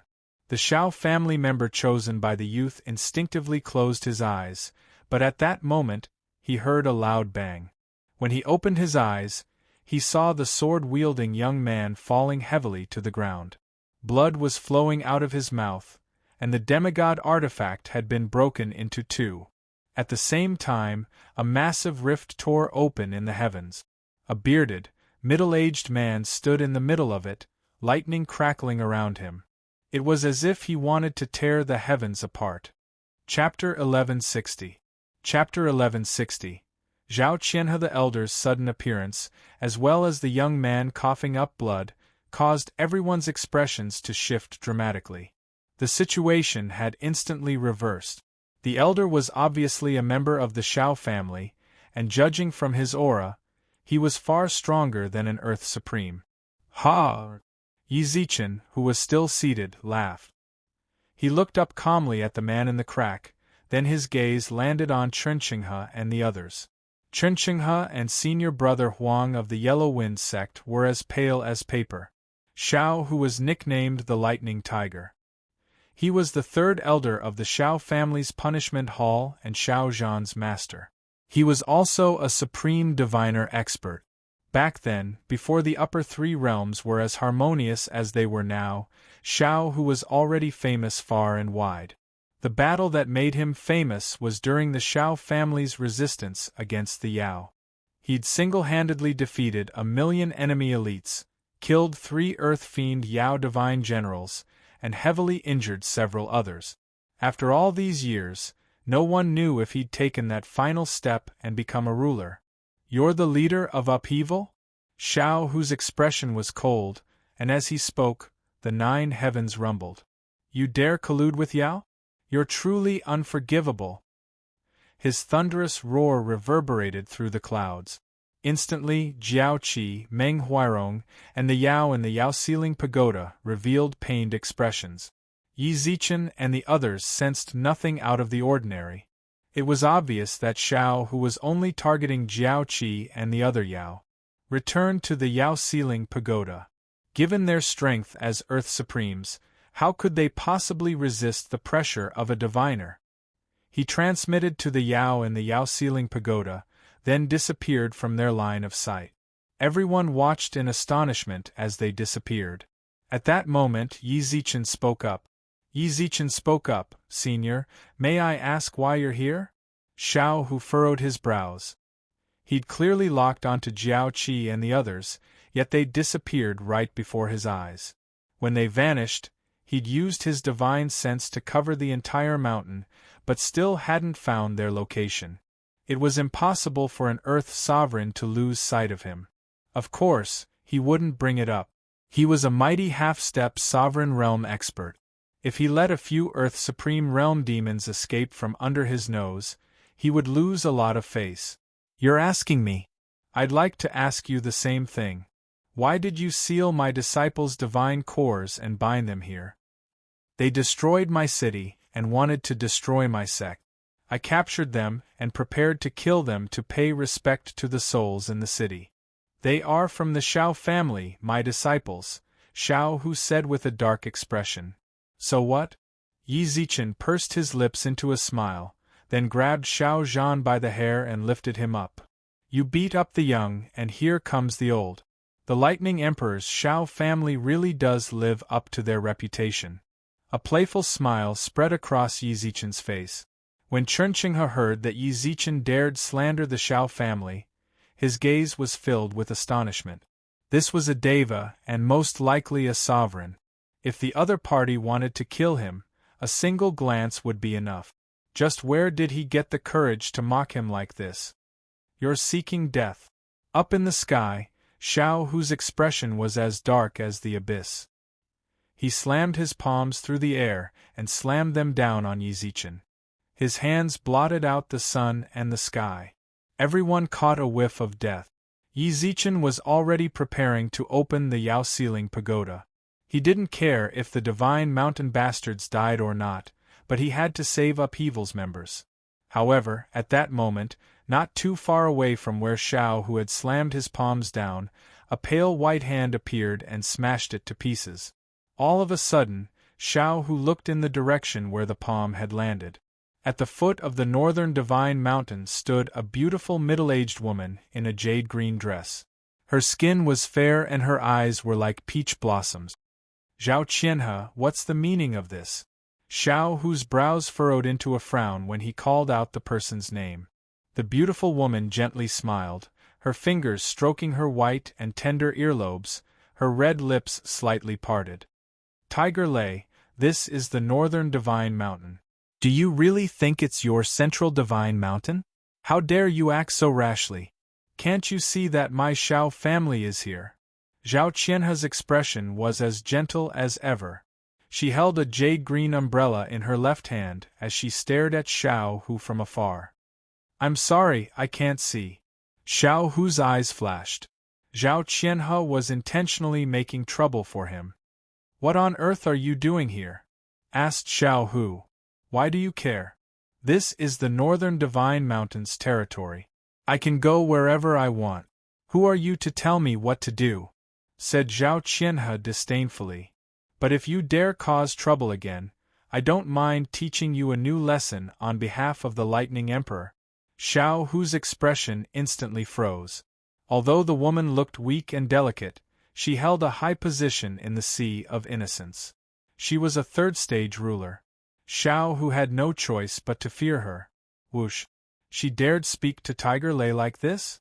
When the people below heard this, they exploded. In the entire God realm, there were probably no more than 100 people who dared speak to him like this. The people below were all waiting for Tiger Lei's answer, but his response made everyone's jaws drop. "Then if I don't do anything, will you just stand by and watch?" Tiger Lei admitted defeat. He was a mighty elder of the Lightning Emperor's punishment hall. Back in the day, he'd struck terror into the hearts of all Yao. "That depends on my mood." "Boss, who's that?" Wei Jie couldn't help but ask. Ever since Xiao Hu appeared, Yi Zichen had been acting especially confident. It was obvious he had someone backing him. Now that Zhao Qianhe appeared, he was absolutely certain this was Yi Zichen's trump card. If even Tiger Lei admitted defeat, Wei Jie couldn't help but want to know her identity. I'm not sure. Yi Zichen shrugged. The only reason he was confident in front of Tiger Lei was because he had the Yao Ceiling Pagoda. Even if Tiger Lei wanted to kill them, he could bring them all to the Yao Ceiling Pagoda. He really didn't know who this woman was. If it's not convenient for you to say, then forget it. Wei Jie shrugged. He was already completely certain this woman was Boss Ye's backer. It was just inconvenient for her to say it. However, now that he knew such a powerful figure stood behind upheaval, Wei Jie felt more confident. Yi Zichen couldn't be bothered to explain things to Wei Jie. He frowned at Zhao Qianhe, but at that moment, Xiao Hu suddenly spoke up. Kid, if you know what's good for you, you'll release my disciple. Why? I already said I'm going to kill them to honor their souls, said Yi Zichen. He'd had a bellyful of pent-up anger at Zhao Qianhe, but now a nobody like Yi Zichen dared provoke him? Xiao Hu felt like exploding. All right, I'm standing right here. Kill them for me to see. No problem. Yi Zichen didn't hesitate at all. A long sword suddenly appeared in his hand. The blade flashed, and Xiao Zhan's head fell to the ground. Blood spurted out 1/2 meter into the air. Even as his head fell to the ground, his eyes were filled with confusion. Perhaps even as he died, he was wondering why his master had come, but he'd still died. The onlookers froze. Their minds had already gone blank. All they could see was the spurting blood and the head falling to the ground. Chapter 1161. Enmity. Xiao Zhan rolled to Chunqinghe and the others' feet, his eyes still open. When they saw Xiao Zhan's eyes, the experts of the Divine Mountains retreated in terror, afraid of being dragged into this calamity. After doing all of this, Yi Zichen carefully wiped the blood off his blade, then gazed calmly at Xiao Hu in the sky. He'd killed Xiao Zhan with his own hands, but his emotions didn't change in the slightest. In fact, when he sensed Xiao Hu's fiery gaze, he tossed his sword in front of Chunqinghe and the others. Do what you have to do. He was obviously trying to coerce them into carrying out their previous decision, but the situation was different now. Above their heads, Tiger Xiao Hu was staring at them with his eyes. Telling them to kill the Xiao family's inner sect disciples now was no different from asking them to die. My patience is limited. I'll give you 3 breaths of time to consider. If you don't act now, I can guarantee that you'll die right here and now. Yi Zichen glanced coolly at Chunqinghe and the others. 1. Even Zhao Qianhe was taken aback by his actions. Although she had always been very domineering when she spoke, she would not intentionally oppose Xiao Hu if she could avoid angering him. No matter what, Xiao Hu was the 3rd elder of the Lightning Emperor's punishment hall. He'd once shaken the God realm and struck terror into the Yao's hearts. Whether it was in terms of his faction's background or his own strength, he was the kind of person you shouldn't provoke if you could avoid it. But Yi Zichen wasn't just doing that. He was provoking Xiao Hu in the worst possible way. He was like a moth flying into a flame, completely pushing himself to the opposite side of the Xiao family. 2. Yi Zichen's countdown was meticulous. When Chunqinghe and the others saw his sharp gaze, they felt as if they were sitting on pins and needles. At this moment, the cold-looking youth who was severely injured by Xiao Hu grabbed the longsword. As the Divine Mountains experts watched in terror and Yi Zichen's group watched, he silently walked up to the Xiao family's inner sect disciples. Impudent! Xiao Hu, who was in the sky, could no longer remain calm in the face of this incessant provocation. A thunderous roar exploded in everyone's ears. The rolling thunder tore the sky apart, and his right foot stepped out from the shattered sky. A beautiful figure suddenly appeared in front of him and blocked his way. Xiao Hu sniffed the delicate fragrance in the air and shouted angrily as he looked forward with a livid face. Zhao Qianhe, are you determined to go against me? I wouldn't dare, but this is our northern Divine Mountains territory. As someone from the Sea of Innocence, there's no way I'm going to let you do as you please right under my nose. Zhao Qianhe closed the green umbrella in her hand and a grave expression appeared on her charming face. She stared into Xiao Hu's eyes, completely sealing off his path of retreat. Yi Zichen's oppressive ruler aura completely locked onto Xiao Hu. As it locked onto him, Xiao Hu clenched and unclenched his fists several times. At the same time, Yi Zichen urged him on. 3. Suddenly, a black figure flashed by. Next, they saw Chen Qinghe holding a longsword. Drops of blood dripped from the edge of the blade and dripped to the ground. Beside him, the young man's Jian Feng was in the same state. In front of the two of them, the two inner disciples of the Shao family had fallen to the ground. Their eyes were filled with terror as their heads rolled to the ground. Boom! In an instant, the rumbling of thunder in the sky became even more violent. One could feel Xiao Hu's towering rage from the thunder. Zhao Qianhe spread her divine power out, not daring to relax in the slightest. Suddenly, the enraged Xiao Hu completely retracted his aura. His gaze passed through Zhao Qianhe's petite frame and landed on Yi Zichen and the others. Very good.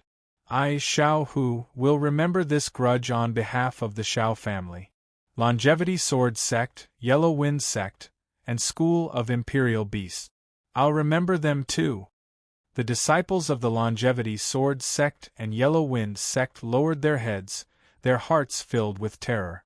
With that, Xiao Hu's gaze landed on Zhao Qianhe, who stood across from him. Zhao Qianhe, the Lightning Emperor's Shao family's debt with your Sea of Innocence will be settled in the future. I, Xiao Hu, will say this. This matter isn't over. Then I'll represent the Sea of Innocence and await your arrival, said Zhao Qianhe. Humph.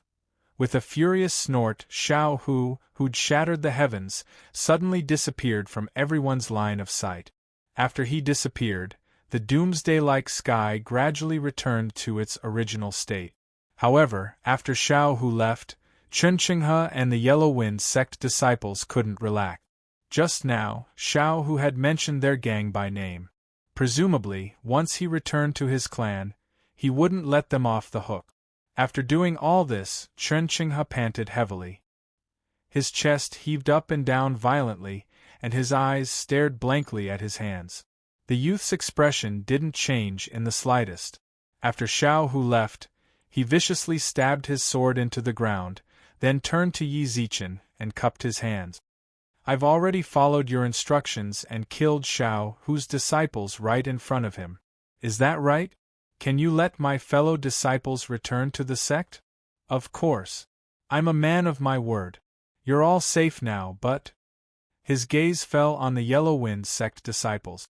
Since Yi Zichen had killed Xiao Zhan, there was now one less survivor.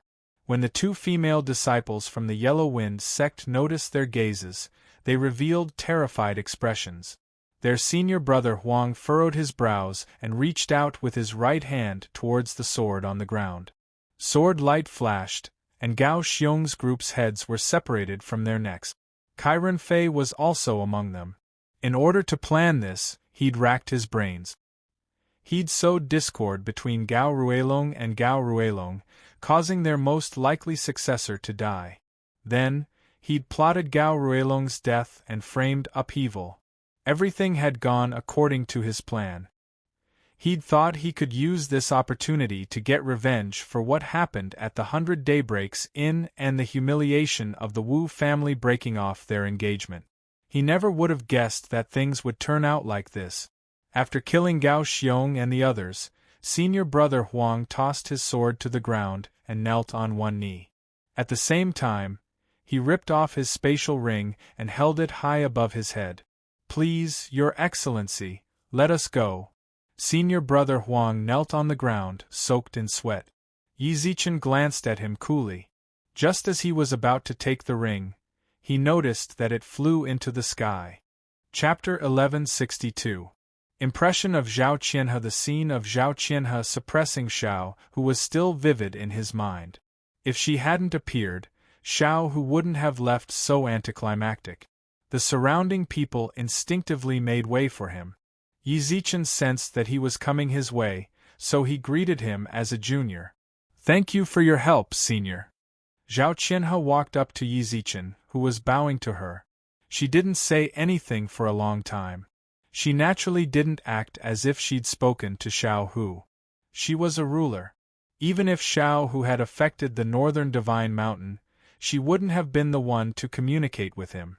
Her appearance was completely at the behest of others. Before coming here, she'd always been curious about Yi Zichen.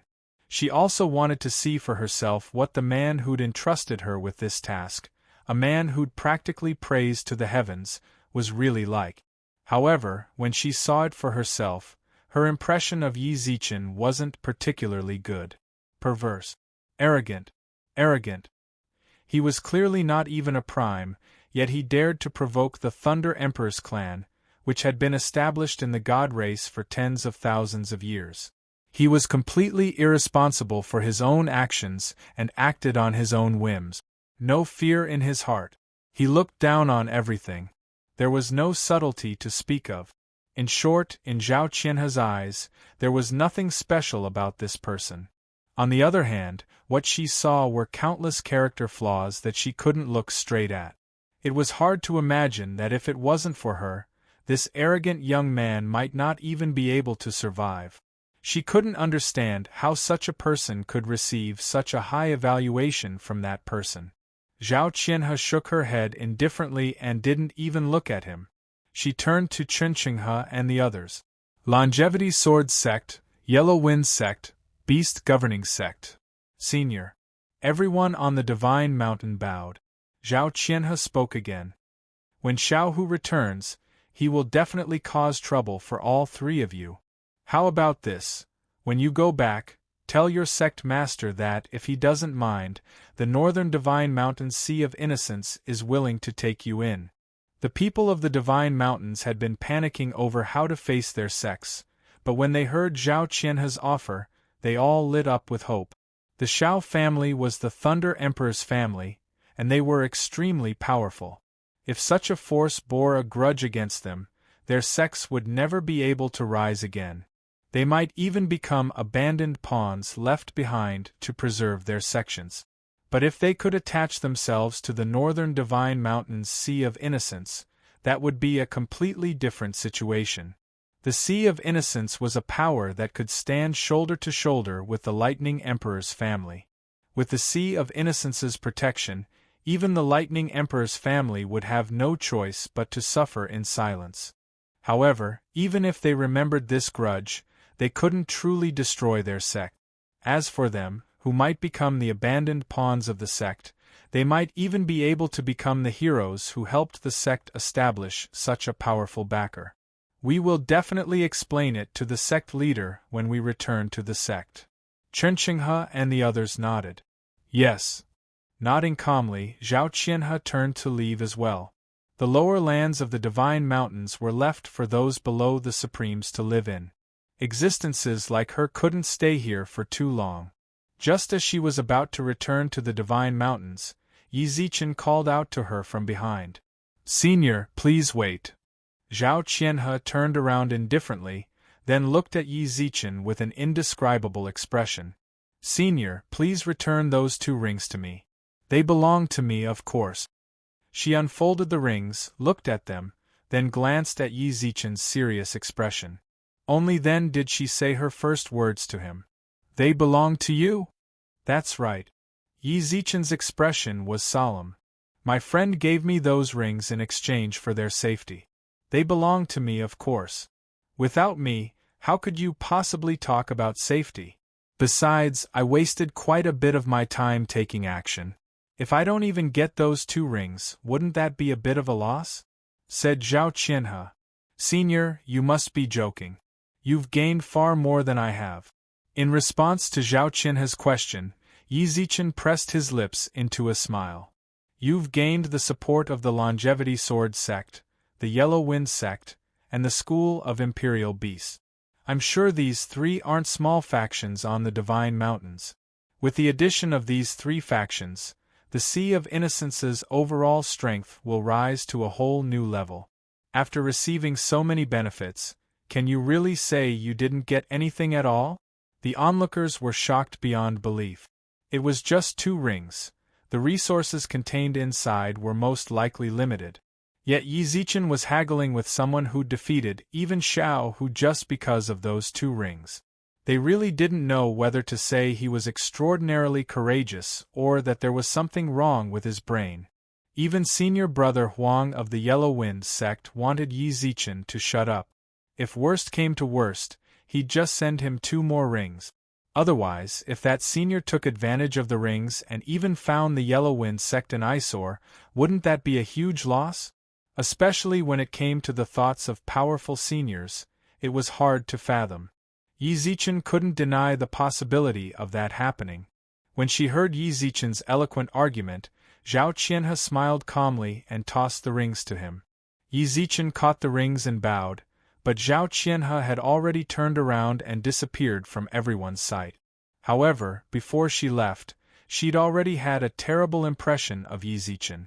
Now she'd added 2 new flaws to his image: greed, sophistry. Yi Zichen naturally had no idea of this, and he couldn't be bothered to care about what Zhao Qianhe thought of him. Even though he had an enormous amount of resources on hand, compared to the major factions of the God Realm, it wasn't even worth mentioning.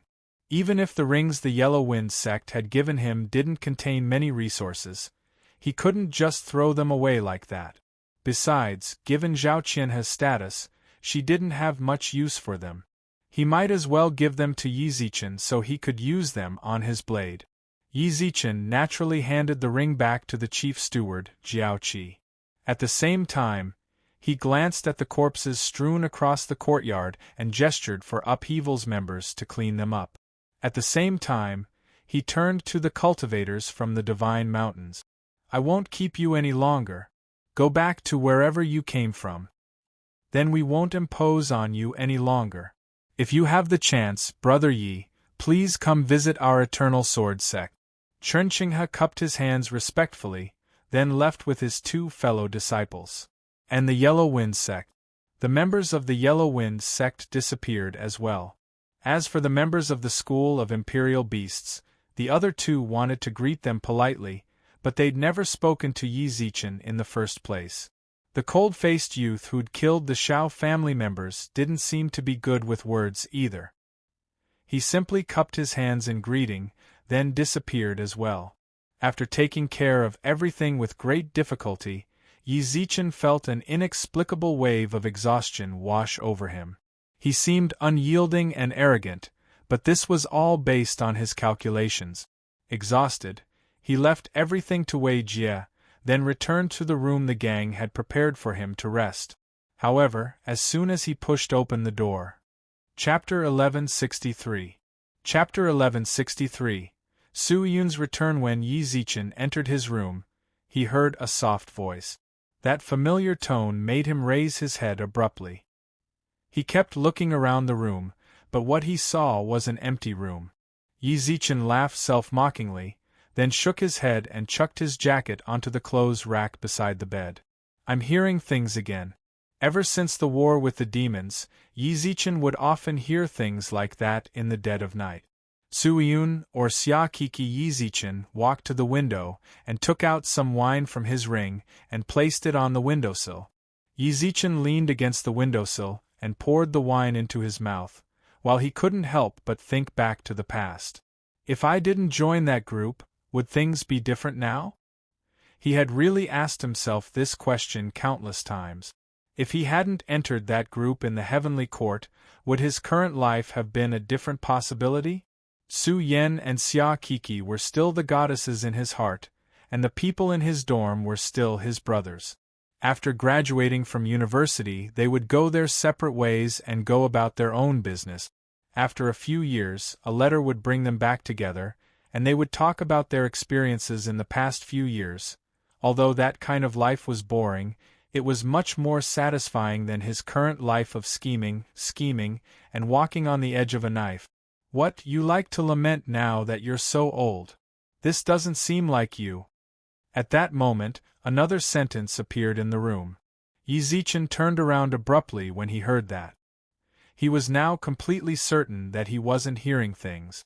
There really was someone in his room. Behind him, there was indeed a young man with a smile on his face. The young man wore a purplish-black robe, had a bald head, and a string of Buddhist beads around his neck. Yi Zichen's entire body froze the moment he saw the young man. The wine jug in his hand slipped out of his hand, but the young man in front of him reached out and caught it. "Bro, what's wrong? Is it Parkinson's? You can't even hold a jug of wine." With that, the young man poured a mouthful of wine into the jug's mouth. Yi Zichen's gaze continuously changed. After a few breaths of time, he snatched the jug over. "You're already a monk, yet you still drink. You're breaking your precepts. I don't care about wine and meat." The young man grabbed the wine pot and poured the rest of the wine into his mouth. After the young man drank all the wine in the wine pot, he let out a carefree burp and placed the wine pot on the windowsill. The smile on his face was withdrawn as he laughed in a somewhat deep tone. "Are you doing okay?" His greeting made Yi Zichen's nose twitch inexplicably, but he quickly laughed and punched the youth's shoulder. "Suiyun, you brat." She wanted to laugh, but as she laughed, her eyes reddened uncontrollably. Yi Zichen silently lowered his head, supported his eyes with his hands, and looked out the window without saying anything for a long time. 100 years. He blamed himself for half a year. For the past half-year, Yi Zichen had been tormented. Images of that day haunted his mind. After arriving in the God realm, he'd used countless methods to track down Su Iyun and the others. He tried to find any news of their existence. No one knew what he was shouldering, nor did anyone ask him to take responsibility for anything. However, the pressure he'd exerted on himself was so heavy he couldn't breathe. But now, Su Iyun stood before him once more. That feeling, it was truly difficult to put into words. Su Iyun stood silently behind him. He knew that Yi Zichen had to adjust to this situation on his own. Little did he know, on the Divine Mountains, under Zhao Qianhe's pressure, Xiao Hu, who'd returned to the Central Divine Mountain clan in a fit of rage, radiated a murderous aura from head to toe. When his clansmen saw him, they greeted him from afar. After returning to the clan, he made a beeline for Xiao Yan's courtyard. When he arrived, he saw that Xiao Yan had placed 2 cups of fragrant tea on a round table. The tea was still steaming. It was obvious that he'd just poured it out. "Sit." Xiao Yan smiled warmly at the overbearing Xiao Hu and gestured for him to sit across from him. Clan head. As soon as he sat down, Xiao Hu opened his mouth to speak, but Xiao Yan stopped him. He pointed at the tea. "Have some tea." Xiao Hu was already impatient, but he was facing the clan head. He couldn't disobey him. He could only drink all the tea in the cup in one gulp. After putting down the teacup, he hurriedly said, "Clan leader, I already know." Xiao Yan smiled and gestured for him to stop. Xiao Hu furrowed his brows.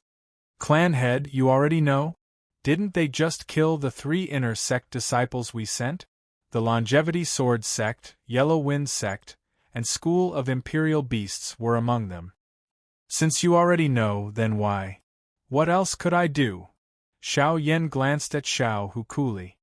Just now, the Northern Divine Mountains Sea of Innocence released news that the Longevity Sword sect, Yellow Wind sect, and School of Imperial Beasts have become their subordinate factions. In half a day, the Sea of Innocence will send emissaries to oversee those 3 factions. It's the Sea of Innocence again. Xiao Hu clenched his fists, then furrowed his brows. "Clan head, the Sea of Innocence is deliberately causing trouble for our Xiao family. Are we just going to endure it? So long as you give the order, I'll immediately lead my men and storm the Sea of Innocence. Xiao Hu, you're an elder of our clan. In terms of seniority, even I have to call you uncle. There's no need to doubt your strength, and the title of Tiger Lightning is the greatest reward for you. I don't doubt that you're strong enough to storm the Sea of Innocence, but sometimes, not everything has to be resolved by force." Xiao Yan glanced at Xiao Hu, then pointed at the teacup in front of him. "Do you know why I told you to drink that cup of tea? I wanted you to calm down. No matter how you look at it, the Sea of Innocence is one of the strongest factions in the God realm. Storming it clearly isn't realistic. Besides, the situation has been rather delicate lately. It's better to avoid unnecessary trouble. Xiao, who was a martial artist with a fiery temper. He'd already had a bellyful of anger from Zhao Qianhe. Now that he'd let a junior, who hadn't even reached the supreme level, provoke him like this, he felt like he was about to explode. Despite Xiao Yan's words, he still found it difficult to quell his anger. However, he had to give face to the clan head. Since he'd said not to provoke the Sea of Innocence, he had no choice but to drop the matter. Then I'll listen to you, clan head. With that, Xiao Hu prepared to leave. However, Xiao Yin called out to him. Chapter 1164. The Painted Wall, that's enough. As far as I know, you're not that pretentious. When he saw Yi Zichen standing by the window in silence, Su Yun couldn't help but joke behind his back. When he heard this, Yi Zichen turned around. He'd long since suppressed the sourness in his nose, but his eyes were still a little red. Yi Zichen rolled his eyes, then punched Su Yun. You're right. You're overthinking things. But what's going on with you? How did you end up a monk? That's a long story. Su Yun rubbed his bald head, then smiled and explained everything that had happened over the past few years. From Su Yun's explanation, Yi Zichen learned that when he'd activated the formation, his soul had indeed fused with it. Only when Yi Zichen's divine tribulation shattered the formation did his soul scatter and scatter, along with the formation. His consciousness also disintegrated. However, when he woke up, he found himself lying on a bed. Before long, a tender-looking youth appeared in his room. Yi Zichen accepted him as his disciple, and from then on, he lived in the youth's palace. Only after a dozen years did he learn. That youth was Emperor Hades. So you're Emperor Hades's disciple now? Yi Zichen's eyes were filled with astonishment. Emperor Hades was in existence on the same level as the God Emperor, Yao Emperor, and Demon Emperor. Su Yun was his disciple, and Yi Zichen was Su Yun's brother. From now on, he could do whatever he wanted in the God realm. Sort of. When he saw Yi Zichen's astonished expression, Su Yun nodded. However, Yi Zichen wasn't particularly satisfied with his answer. He frowned. What do you mean by sort of? Yes means yes, and no means no. What do you mean by sort? I can't be sure either. Su Yun shrugged. Although I'm Emperor Hades's disciple, he's never taught me anything in all these years. But if I had to say no, we really do refer to each other as master and disciple, and we're the only two people in the palace. Aren't you his disciple? As for not teaching you martial arts, that's a bit of a shame. But as long as you're Emperor Hades's master and disciple, that's enough. When he thought about how he now had such a powerful backer, Yi Zichen's confidence soared. If anyone dared to provoke him again, he'd just shove Su Yun up in front of them and announce that he was Emperor Hades' disciple. What? You're not Hades's palace, but you're here now? What? Are you going to follow me from now on? I'm right. Let me tell you. Brother, there's nothing. Although I'm for you, I'm not. Is bas is. You as I you is, long as I sue. He as he could he as he spr. King, he as he. As he. As he can li. I he. Yes he from. Why does your master want to see me? Emperor Hades had specifically said he wanted to see him. No matter how arrogant Yi Zichen was, he didn't dare put on airs in front of an existence of that level. After Su Yun told him the news, the two of them didn't delay at all.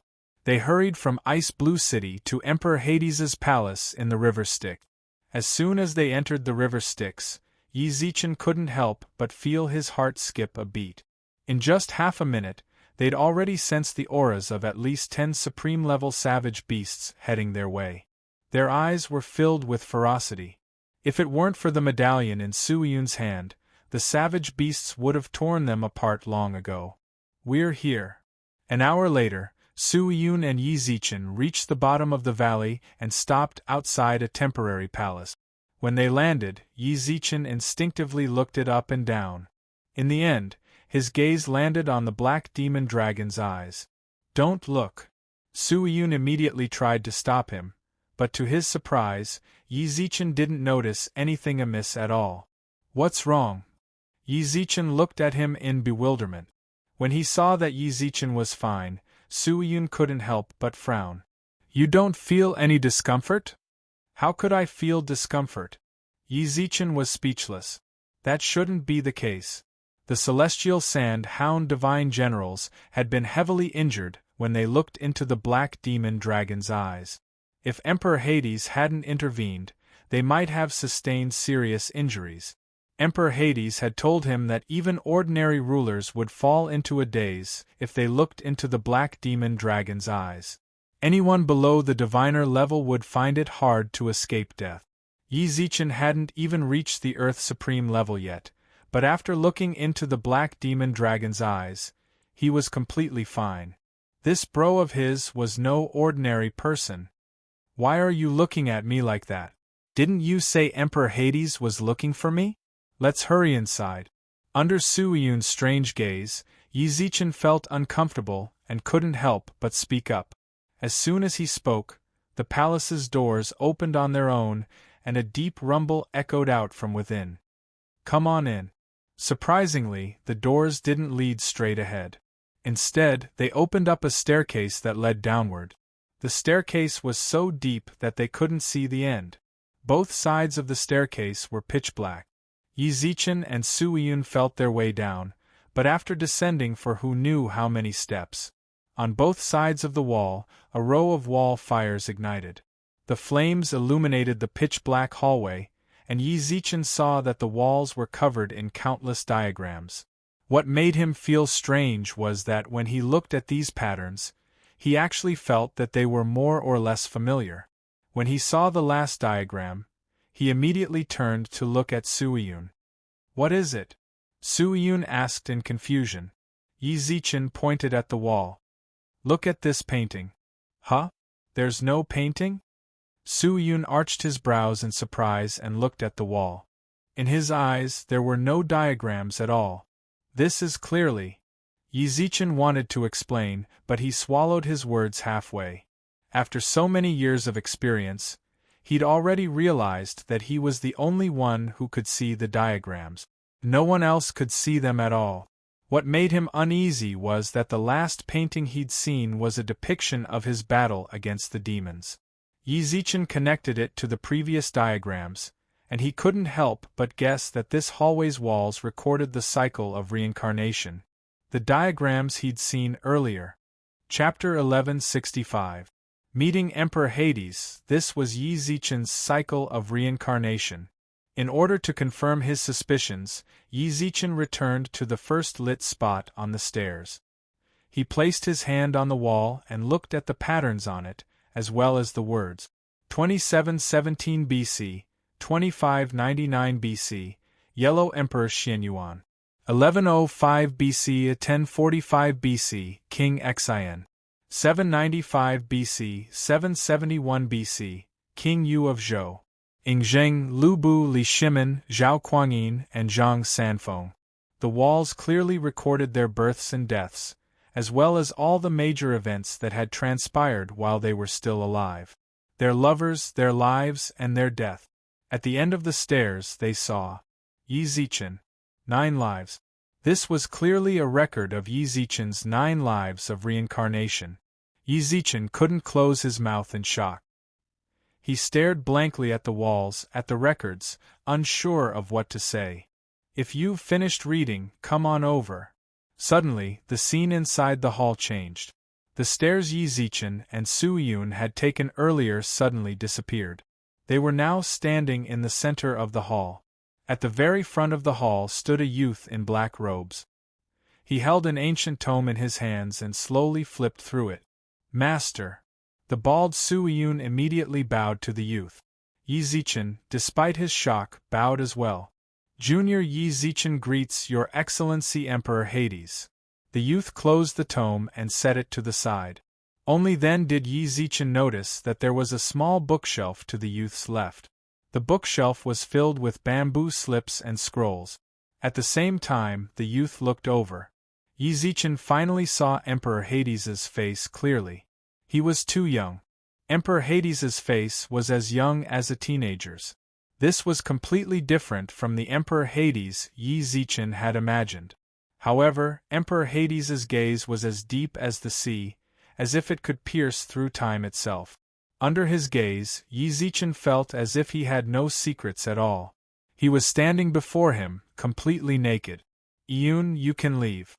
I want to have a good chat with your friend." After a brief moment of staring, Emperor Hades spoke. Su-Yun, who was waiting in the hall, nodded and cupped his hands. "Then this disciple will wait outside." Yi Zichen turned around and left the great hall. As he left, Yi Zichen shot him a meaningful glance. He didn't know Ming Di at all. It was already strange enough that Ming Di was looking for him, but now he wanted to talk to him alone. Although Yi Zichen had seen quite a bit of the world, he couldn't help but feel a bit nervous when facing such a powerful existence alone. Yi Zichen. After Su-Yun left, Emperor Hades said his first words to Yi Zichen. She simply called out his name and did not say anything else. Even so, the pressure on Yi Zichen increased exponentially. After taking a few deep breaths, he cupped his hands and replied, "Junior is here, Your Excellency Emperor Hades. Why did you purposely bring me here and use such a troublesome method to send Su-Yun to find me? What does Your Excellency Emperor Hades want to talk to me about?" Given Emperor Hades's status, if he wanted to see Yi Zichen, he didn't need to go through all that trouble. Also, when I came in earlier, the patterns on the walls seemed to be related to my reincarnation. Yes. I asked Yun about it on the way here, but he couldn't see the patterns. In other words, Your Excellency Emperor Hades wanted me to see them on purpose. Of course. I don't understand. Yi Zichen cupped his hands, then looked up and waited for Emperor Hades to explain. What does that have to do with me? Emperor Hades flatly refused. Yi Zichen was certain he didn't understand. Anyone else would have been at a loss after what he'd just gone through. There was no problem with him seeking an explanation, but he'd forgotten. He was nothing more than a nobody who hadn't even reached the supreme level. No matter how well he'd done in the lower lands, he was currently sitting across from Emperor Hades, who was on par with the God Emperor. In the face of such an existence, he was nothing. Just because he didn't understand didn't mean Emperor Hades had to explain. Such a resolute response made Yi Zichen's hands tremble involuntarily. Emperor Hades's resolute response reminded him that his status wasn't equal to Emperor Hades's. Yi Zichen silently lowered his head. Emperor Hades glanced at him a few times, then casually pulled out a scroll. "In truth, I've been keeping an eye on you for a long time. As for that long, I'm afraid you'll have to trace it all the way back to your first life, the Yellow Emperor." Emperor Hades's tone was calm, and he didn't try to exert any of the authority he usually did in front of others. Despite himself, Yi Zichen's heart trembled, but when he thought back to the time he'd seen his record on the wall of reincarnation, he knew that Emperor Hades was telling the truth. Without waiting for him to speak, Emperor Hades placed the scroll on the table, then tossed the other scrolls onto the table in front of Yi Zichen. "These scrolls all record your cycles of reincarnation. The stories of your reincarnation are quite interesting. Whenever I have nothing better to do, I'll take a look and pass the time. Of course, I'm only telling you this to let you know that I've been keeping an eye on you." A faint smile surfaced on Emperor Hades's face. Sensing it, Yi Zichen spoke up. "Thank you for your concern, Senior, but what exactly is it about this junior that's worthy of your attention?" Emperor Hades chuckled, but didn't answer Yi Zichen's question. It seemed that Emperor Hades wouldn't answer any of his questions. Yi Zichen didn't want to embarrass himself, so he just shut up and let Emperor Hades speak. There are some things you shouldn't know, so it's best if you don't ask. I'm getting old, and I'm starting to talk too much. I almost forgot why I called you here. Let me ask you this. Do you know the 5 elements, Great Emperor? Why was he suddenly bringing up the 5 elements, Great Emperor? Yi Zichen inexplicably furrowed his brows. Given Emperor Hades's status, there was definitely a reason he was asking this question. Furthermore, he had no way of confirming Emperor Hades's relationship with the 5 elements, Great Emperor, nor did he know his relationship with the God Emperor. This junior has heard of him. It would be a lie to say he didn't know, but if he said he did, the 5 elements, Great Emperor had died tens of thousands of years ago, and the God Emperor had sealed off all information about him. Saying he'd heard of him was the safest answer. You've only heard of him? It's that simple? To Yi Zichen's surprise, Emperor Hades laughed inexplicably. He hooked his right hand at Yi Zichen, and he sensed a strange fluctuation from his spatial ring. Before long, the Yao Ceiling Pagoda flew out. The pitch-black pagoda flew towards Ming Di and landed in his hand. At the same time, Ming Di spoke. Chapter 1166. A period of decay. Yao Ceiling Pagoda. As he watched the pagoda fly away, Yi Zichen's back instantly became drenched in cold sweat. His heart tightened when he heard Emperor Ming's question. He tried his best to calm himself down, but his heart wouldn't listen to him. It was thumping nonstop. The entire hall was so quiet that he could hear his heartbeat clearly. This is something I obtained by chance. Yi Zichen suppressed the shock in his heart, then clenched his teeth and lied. But at this moment, Emperor Ming's face darkened. His eyes narrowed into slits and a sinister aura emanated from the entire hall. Speak the truth. Junior. Yi Zichen wanted to explain, but found that under this pressure, he couldn't continue lying. This Yao Ceiling Pagoda was personally refined by me, and the 5 elements view it as a treasure. You say you obtained it by chance? Do you think this emperor can believe these words? Tell this emperor the truth. You've been to his mausoleum, right? Yes. Why didn't you say so earlier? As he spoke, Emperor Hades retracted his divine pressure and tossed the Yao Ceiling Pagoda back into Yi Zichen's hands. Take good care of the Yao Ceiling Pagoda. There are many who covet it in the 3 realms. Even the sorcerer tribe values him greatly. As he held the Yao Ceiling Pagoda and listened to Emperor Hades's words, Yi Zichen was certain that Emperor Hades's relationship with the 5 elements Great Emperor was deep. What's so important about this Yao Ceiling Pagoda? Do you really not know, or are you pretending not to know? The key to the tomb of the Purple Myrtle Divine Emperor, all those years ago, wasn't worth those old fogies risking their lives to fight over? And the last floor of the Yao Ceiling Pagoda, do you know who's imprisoned there? Who? Why should I tell you? To his surprise, Emperor Hades laughed and shrugged, then looked at Yi Zichen teasingly. Yi Zichen was the last person he wanted to deal with, this sort of person. Since he didn't want to say it, then he couldn't be bothered to ask.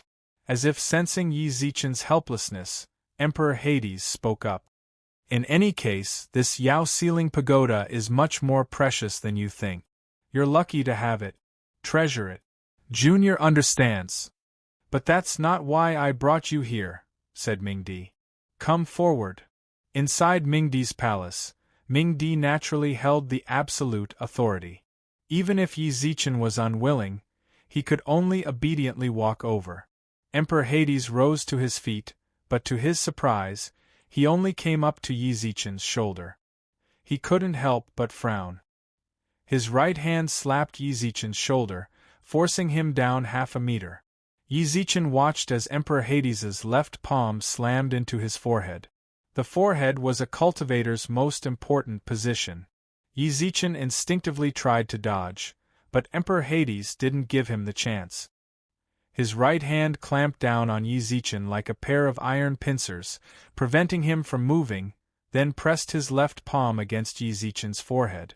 When Emperor Hades's hand touched Yi Zichen's forehead, his body flashed with a purplish-black light. The light flowed through his palm and into Yi Zichen's forehead. Then, Emperor Hades pushed Yi Zichen back onto a prayer mat he'd prepared beforehand.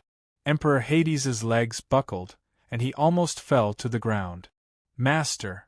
Suiyun, who had been waiting outside the palace, had actually been observing the situation inside the palace the entire time. When Emperor Hades almost fell to the ground, Suiyun immediately ran to his side and helped him sit down. Emperor Hades's face was drenched in sweat. His pitch-black eyes were lifeless, and his lips were pale. "Master, are you all right?" Emperor Hades calmly waved his hand to indicate that he was fine, but after resting for an hour, he finally spoke. "From now on, I'll be going into seclusion. If anyone comes by, tell them I've gone on a long journey." "Master, you..." Suiyun started to speak, but stopped. Emperor Hades saw this and didn't bother hiding it. "Yes, my cultivation technique has already entered a period of decline. No cultivation technique was perfect. Even Emperor Hades's cultivation technique was no exception. Once he cultivated his cultivation technique to a certain level, it would begin to decline. Right now, he was wearing his youthful appearance because his cultivation technique was in a period of decline. Not only would this decline cause his body to return to its childhood state, but it would also greatly reduce his strength. When the sandhounds had come, he'd used the fog to conceal himself, because he didn't want them to witness his decline with their own eyes. "But Master, didn't you say that you could suppress it for at least another 100 years? Suiyun frowned. Emperor Hades absolutely couldn't return to his childhood state. The Yao south of the river Styx were eyeing them like tigers stalking their prey. They needed Emperor Hades to intimidate them. "I could have suppressed it for a few more years, but I've given this kid too much source energy, so I can't suppress the decline any longer." In just a few breaths' time, Emperor Hades's body had already undergone an obvious transformation. Whether it was his face or his body, they were constantly shrinking. Now, he looked like a 6 or 7-year-old child. You have to pay close attention to the Yao's movements. Although I tried to intimidate them a while ago, those old geezers won't give up so easily. My intimidation will only delay their attack, but it won't be able to stop them completely. The river Styx is the first and last line of defense to stop the Yao from attacking the human race. I'll give you a medallion." As he spoke, Emperor Hades took out 3 medallions and placed them in Suiyun's hands. "This purplish-black medallion belongs to the Lord of the River Styx. If the Yao dare cross the river Styx, use this medallion to gather all the beasts and souls in the river Styx to defend it. Your disciple understands." Emperor Hades held the medallion in his hand, then handed him a golden medallion. "And these 2 medallions. If the beasts in the river Styx are unable to stop the Yao's attack, use these medallions to find by and in the Divine Mountain's 4-direction palace. Tell him. Ask him to repay the favor he owed Emperor Hades all those years ago. He definitely won't refuse. Your disciple understands." And this medallion. By now, Emperor Hades had shrunk to the size of a 4-year-old child. He couldn't even pick up the light blue medallion. Chapter 1167. Supreme Ascension. Inside the palace, Emperor Hades's body continued to shrink. Suiyun held the 3 medallions in his hand, committing Emperor Hades's words to memory. "Master, is there anything else you need to tell me? I've pretty much told you everything I need to. I'll leave the rest to you." With that, Emperor Hades glared at Yi Zichen, sighed, then transformed into a cloud of mist and disappeared from the palace. Suiyun bowed deeply to Emperor Hades' departing figure, clenched the medallions tightly, and looked at Yi Zichen. Yi Zichen seemed to have entered a meditative state. He sat motionlessly on his prayer mat. After staring at him for a long while, Suiyun furrowed his brows, put the remaining 2 medallions into his spatial ring, and walked out of the palace with the black medallion in hand. No matter what Yi Zichen's current situation was, he was absolutely safe within Emperor Hades' secondary palace. His master, Emperor Hades, was in seclusion during his waning years. Right now, His first priority was to contact the vicious beasts of the river Styx and strengthen its defenses. Little did he know, not long after he left, Yi Zichen sat cross-legged on the ground, his body glowing with 5-colored light. 5 beams of light surrounded him, reflecting the great Tao of the 5 elements. Within Yi Zichen's sea of consciousness, his soul clone sat cross-legged in the center of his chaotic sea of consciousness. Just now, when Emperor Hades's palm pressed against his forehead, a torrent of information had drilled its way into his soul clone. Yi Zichen had no way of digesting the boundless soul power, so he'd been doing his best to absorb the information Emperor Hades had given him. After sorting through the information, Yi Zichen discovered that the disorganized information was actually all about his comprehension of the Tao of the 5 elements. Of course, this wasn't to say that Emperor Hades also cultivated the Tao of the 5 elements. Rather, at their level, they'd more or less dabbled in any great Tao. His understanding of the Tao of the 5 elements naturally couldn't compare to the 5 elements' great emperors, but for someone like Yi Zichen, who hadn't even reached initial success, it was more than enough. Yi Zichen's understanding of the 5 elements was reflected in his soul. It was as if a brand new door had been opened to his understanding. This kind of direct inheritance was even more direct than the 5 elements' great emperor's 5 elements Tao steals in the Yaoxiling Pagoda. Emperor Hades' relationship with the 5 elements' great emperor is definitely not shallow. Within his sea of consciousness, Yi Zichen couldn't help but knit his brows. Different people had different understandings of the great Tao. That's why it was said that the 3,000 great Taos had 3,000 paths. However, Emperor Hades' understanding of the great Tao of the 5 elements and the 5 elements' great emperor's understanding of the great Tao of the 5 elements were complementary. As for the Yaoxiling Pagoda, he had personally forged it for the 5 elements' great emperor. From the looks of it, the relationship between the 2 great emperors was worth pondering. In the time it took to finish a cup of tea, Yi Zichen's understanding of the Tao of the 5 elements rose to new height. One by one, the shackles that had plagued him for so long were broken. Wind, rain, thunder, lightning, fire. Shockingly, the 5 elements appeared above Yi Zichen's head. Wind, rain, thunder, lightning, and fire. When the 5 elemental laws merged in the hall, the immortal spiritual energy in his body was completely transformed into the power of God. Boom. In the void of space outside the God clan, a golden longsword tore through the void and arrived. The appearance of the golden light attracted the attention of countless powerhouses in the God clan. The God Emperor, the Lightning Emperor, and even the 4 Direction Palace's Swan and I were attracted by the golden sword. However, what shocked the powerhouses was that they couldn't lock onto the direction of the golden sword. The golden longsword tore through the void, piercing through the heavens as it headed straight for Emperor Hades's palace. When it appeared in the air above Emperor Hades' secondary palace, it simply circled around it a few times, then let out a cheerful cry. It pierced through the palace's restrictions, landed on Yi Zichen's head, and burrowed into his sea of consciousness. A godhead. When he saw the golden longsword, Yi Zichen instinctively frowned. He was certain this wasn't the same godhead from before. His previous godhead was much smaller than this one. Furthermore, the sword spirit, Xianyuan Xiang, had already merged with it. More importantly, this godhead's appearance hadn't triggered any lightning tribulation. As Yi Zichen furrowed his brows, the godhead flew towards him, circled around him, and let out joyful cries. Although he didn't understand why he had 2 godheads, Yi Zichen reached out and touched the blade, then fused it with his soul. Buzz. The immortal spiritual energy in his body transformed into divine power. When it flowed through his 8 extraordinary meridians, he'd become a supreme. Little did he know, outside Emperor Hades's palace, the North Star in the 9 heavens flashed with light.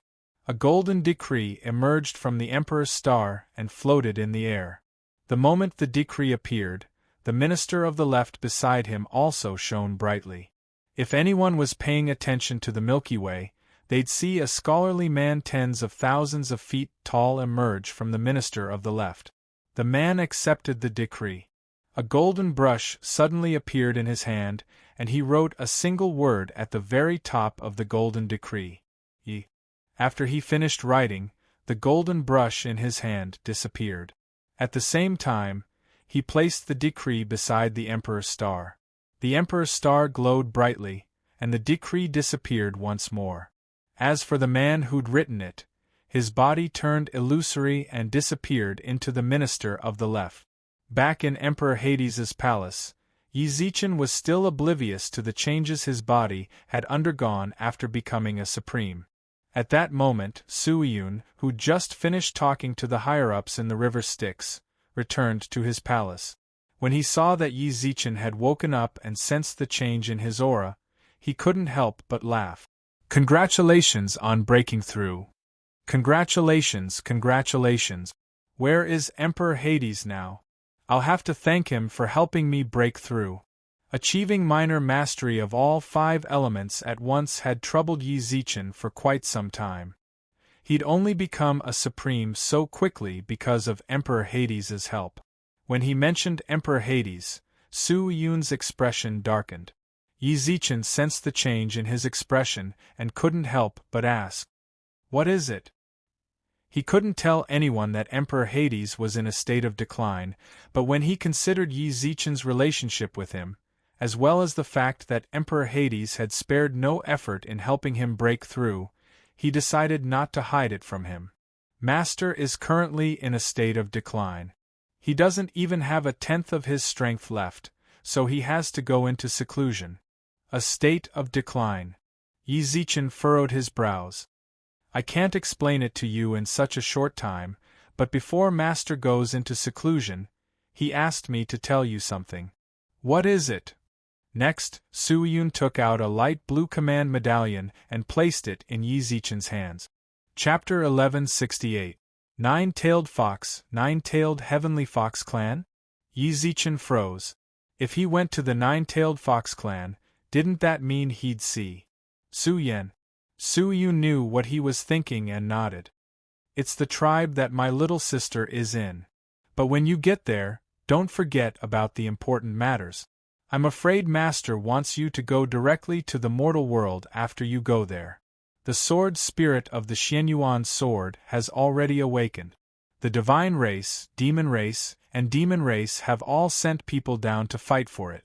Suiyun said this with a smile. He knew the relationship between Yi Zichen and Suiyun. However, Yi Zichen couldn't bring himself to laugh. He was so happy that he forgot his duties. What he was afraid of was that once he got there, whether or not Suiyun would see him was a mystery. Back then, he had hurt her deeply. "Who do you think I am? I know how to take care of the big picture. Since time was of the essence, I wouldn't waste any more time here. I'd head straight to the Nine-Tailed Fox Clan. By the way, are you coming with me or?" "I won't go over. Master is in seclusion, so I need to take charge of the river Styx. I'll wait here for your good news." "All right." He channeled his divine power into the light blue token in his hand.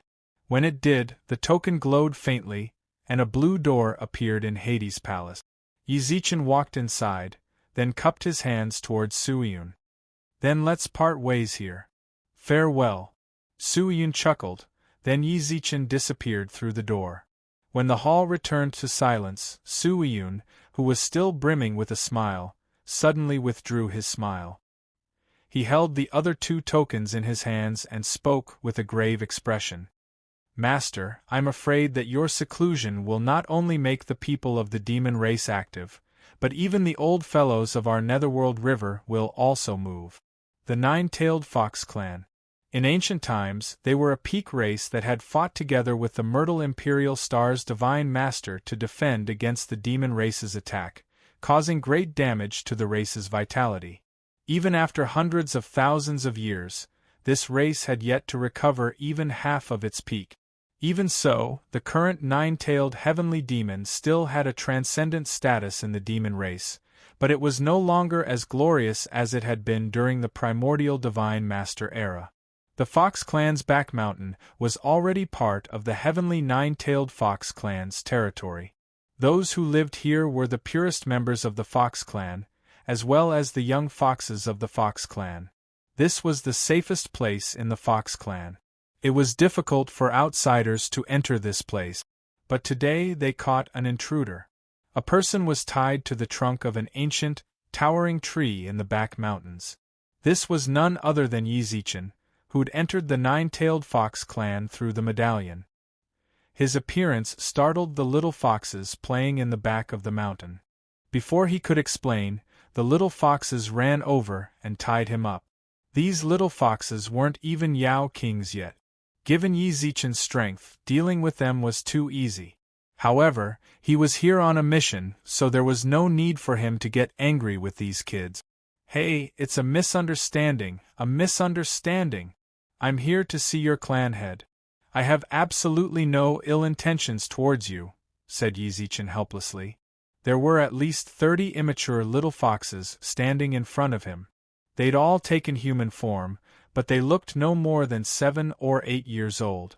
The little foxes had all taken human form, but they looked no more than 7 or 8 years old. If you're looking for the clan head, why didn't you go through the main entrance? Why did you sneak into our back mountains? It's all a misunderstanding, said Yizichin. He didn't know how to explain. His eyes darted around a few times, then he laughed. Hey, it's like this. I know Su Luer. She should be here, right? Go find her. She'll prove her innocence. You know Big Sister Luer? One of the little foxes, who looked like a porcelain doll, pouted, blinked her big eyes, and asked in a surprised, childish voice. However, to his surprise, a nearby boy pulled her back and snorted. Don't listen to him. Big Sister Luer has a pure nine-tailed fox bloodline. Who in the entire Yao race doesn't know her? Besides, Big Sister Luer isn't here right now. Who can prove he knows her? We'd better notify the guards and detain him for now. Don't. I'm not a bad person. Why are you detaining me? Yizichin glared at the boy, then continued. If Su Luer isn't here, then Su Yan is. I know her too. Big Sister Su Yan? Why should we believe you? She should be in the clan right now, right? Just find her, and everything will be fine. If I'm lying to you, you can detain me then, right? In any case, I can't run away even if you tie me up. Then, just you wait. In a quiet, secluded courtyard of the Fox Clan, a fairy-like woman sat in front of a stone table, quietly embroidering. At this moment, the sound of footsteps could be heard from outside the courtyard. The woman in front of the stone table placed the embroidery on the table. Not long after, she saw a little girl about 7 or 8 years old running in from outside with a red face. Xiaoer, what's wrong? The woman in front of the table reached out her hand and touched the little girl's head. The little girl blinked and said, Big Sister Su Yan, someone suddenly appeared behind us and we caught him. But he says he knows you, so Lil Gang told me to come take a look. He knows me? The pretty woman smiled. Alright, then I'll go take a look. Meanwhile, on the nine-tailed Fox Clan's back mountains, Yizichin was tied to a tree trunk. His heart pounded violently. Before long, he might see Su Yan again. It had been so many years since they'd last met. He wondered if she was doing well. As his heart trembled, the childlike boy crossed his arms and snorted. I'm telling you, if Big Sister Su Yan doesn't know you, you're in for it. You trespassed on our nine-tailed Fox Clan's back mountains. Even the Yao Emperor can't protect you. Not even the Yao Emperor? Your clan is so strong. What do you think? The boy wrinkled his nose arrogantly. At that moment 2 figures appeared behind the little foxes. Big Sister Su Yan is here. One of the little foxes called out, but the boy immediately turned and ran over. Yizichin lowered his head and clenched his fist. Big Sister Su Yan, that guy says he knows you. The little boy pointed at Yizichin, who was tied to the tree. The woman nodded, then walked towards the ancient tree, stopped about 10 meters away from Yizichin, and spoke softly. "Excuse me, you are—" Her familiar voice and tone made Yizichin's heart tremble violently. When the woman saw him tremble, she couldn't help but frown. When he looked up, she heard him say. Chapter 1169. Meeting the Fox clan head. As soon as Yizichin spoke, the surrounding air seemed to freeze. When the Fox kids heard his words, they trembled. At the same time, Su Yan froze. How could it be him? Su Yan repeated the same words over and over again in her mind. As the two of them stared at each other in silence, the little boy spoke up. "Big sister Su Yan, do you know him?" "I don't." Suddenly, Su Yan's expression grew cold. She stared intently at Yizichin, who was tied to the tree. Her gaze wavered, and she clenched her fist. "This person trespassed on the nine-tailed fox clan's back mountain. He's most likely a spy sent by an outsider. Little gang, notify the 3 halls and detain him. When the clan head comes out of seclusion, he'll deal with him." After explaining everything, Su Yan left without so much as a backward glance. However, the instant she turned around, everyone saw her shoulders tremble. Su Yan seemed to be laughing and crying at the same time. She didn't stop until she'd left the back mountain. She gazed at the towering tree binding Yizichin. "I used 8 seconds to hate you, 8 minutes to leave you, 8 hours to throw away everything related to you, 8 months to let you go, and 8 years to forget you.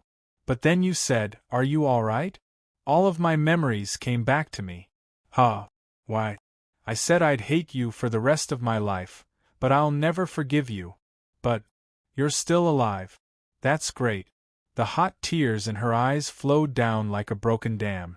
Su Yan sighed nonstop, her tears glistening as they drifted away. The adult-like boy frowned at Su Yan's departing figure, then at Yizichin's astonished expression. In the end, his expression turned into one of bitterness, but in the end, he could only scratch his head. In the end, he was still too young. He couldn't understand the story behind all of this. "Big sister Su Yan said she doesn't know you. What do you have to say for yourself?" The boy wrinkled his nose and frowned.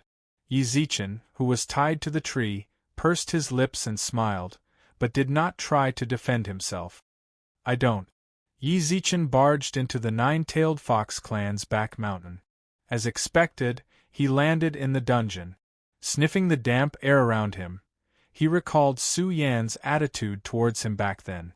Yizichin shook his head with a faint smile, then sat down on the cell's bed and poured wine into his mouth. Half a day passed.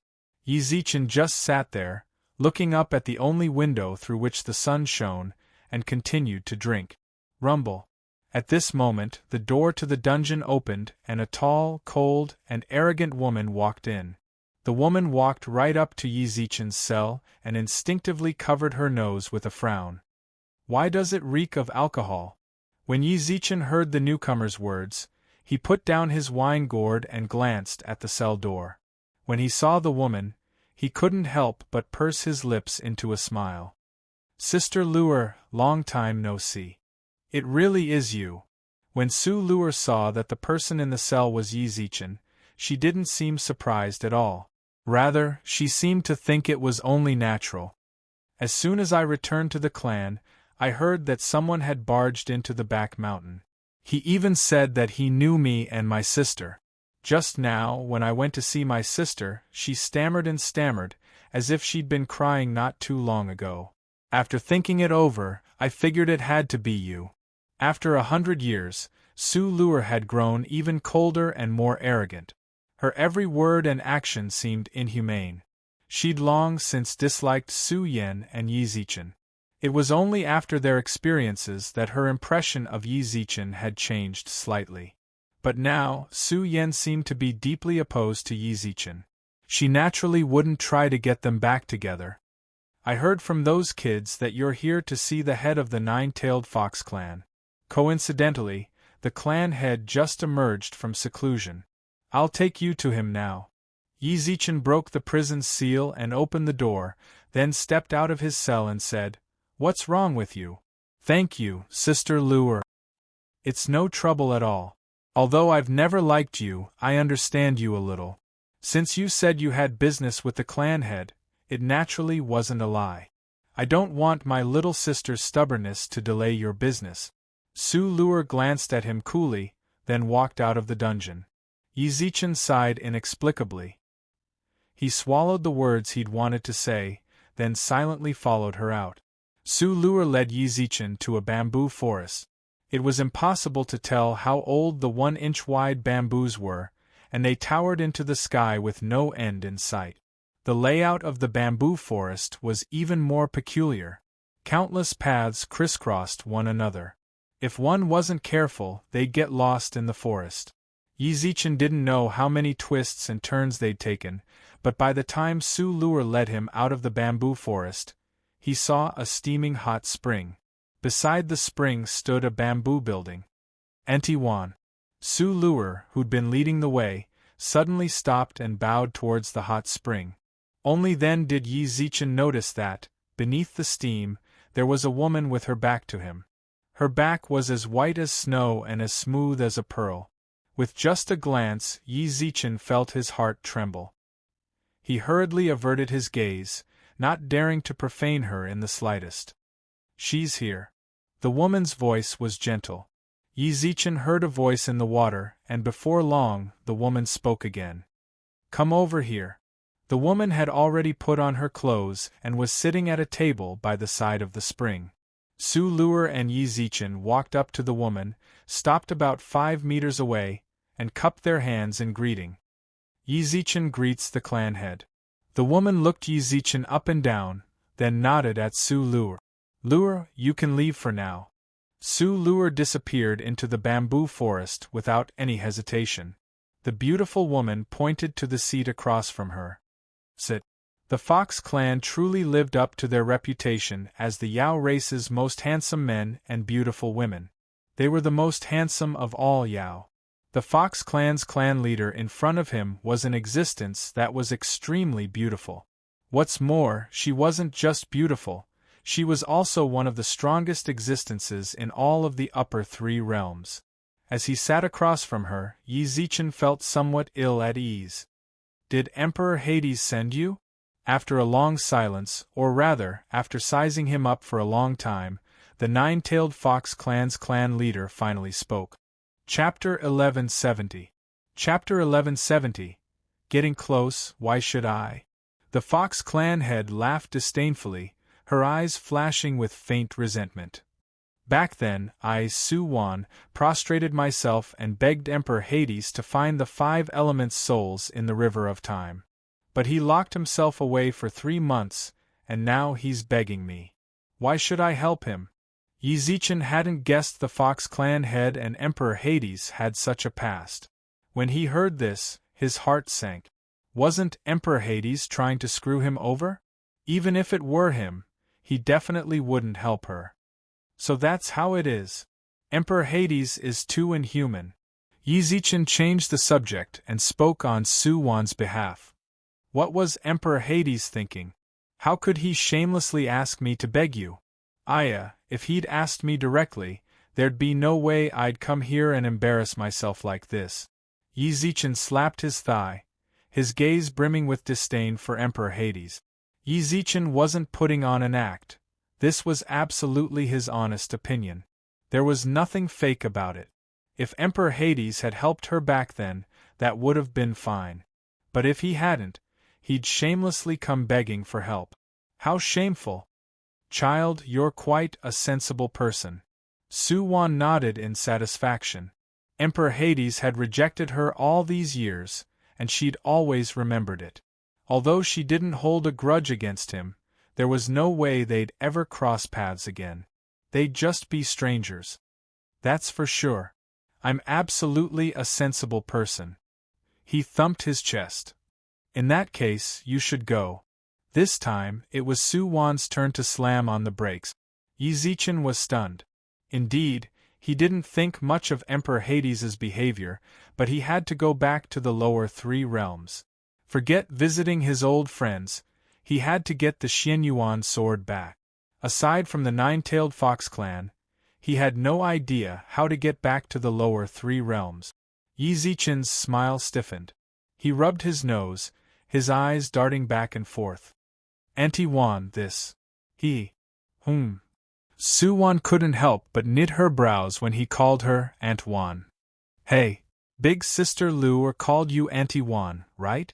Su Lu my big sister, so it's not too much for me to call you Auntie Wan, right? Haha. Yi Zichen's smile was as dry as it could be. Even Su Wan couldn't help but grin at his blatant attempt to curry favor with her. She quietly waited for his performance. Emperor Hades's actions are too cowardly, really. No man could have done such a thing, and I could not agree with him. But Aunt Wan, look, I'm innocent. Su Wan smiled and nodded, still quietly watching his performance. You see, if you really can't do it, you can help me out and let me go down. Now that you put it that way, it does seem to make some sense. Su Wan smiled and nodded. Yi Zichen's eyes lit up, but suddenly, Su Wan's expression darkened. Scram! Before I get angry, hurry up and disappear from my sight. Wan, do you want me to attack you? Yi Zichen licked his lips and blinked. Then, with a coy smile, he stood up from the table and left. Not long later, he returned. You're not leaving? Su Wan frowned. Hey, don't get angry. Yi Zichen smiled viciously, then pointed at the bamboo forest outside. Can you arrange someone for me? I can't get out. Su Wan glanced at him coolly, then waved her right hand. The bamboo forest disappeared, transforming into a plain. He hadn't guessed that the bamboo forest was actually a magical artifact. Yi Zichen arched his brows, then nodded and bowed to Su Wan, then vanished like a wisp of smoke. Humph, it seems those old fogies really are right. Emperor Hades has entered a period of decline. Otherwise, he wouldn't have come looking for me for something as trivial as opening the door. But why should I help you, even if you and I were once close friends? Even if we were once best friends, we've already broken up since you refused to let me in. Yi Zichen silently rose to his feet and was just about to return to his residence when a beautiful figure stepped out of the bamboo forest. Lil Yen, why are you here? Have you made any progress with the Dharma body I taught you? Not yet, replied Su Yen timidly. When Su Wan saw this, she couldn't help but say, Lil Yen, you have a pure nine-tailed fox bloodline running through your veins. Not even your older sister can compare to your bloodline's purity. You're already a 9th stage Sky Supreme. Once you break through to the diviner level, you'll need to awaken your bloodline. You can't delay your Dharma body any longer.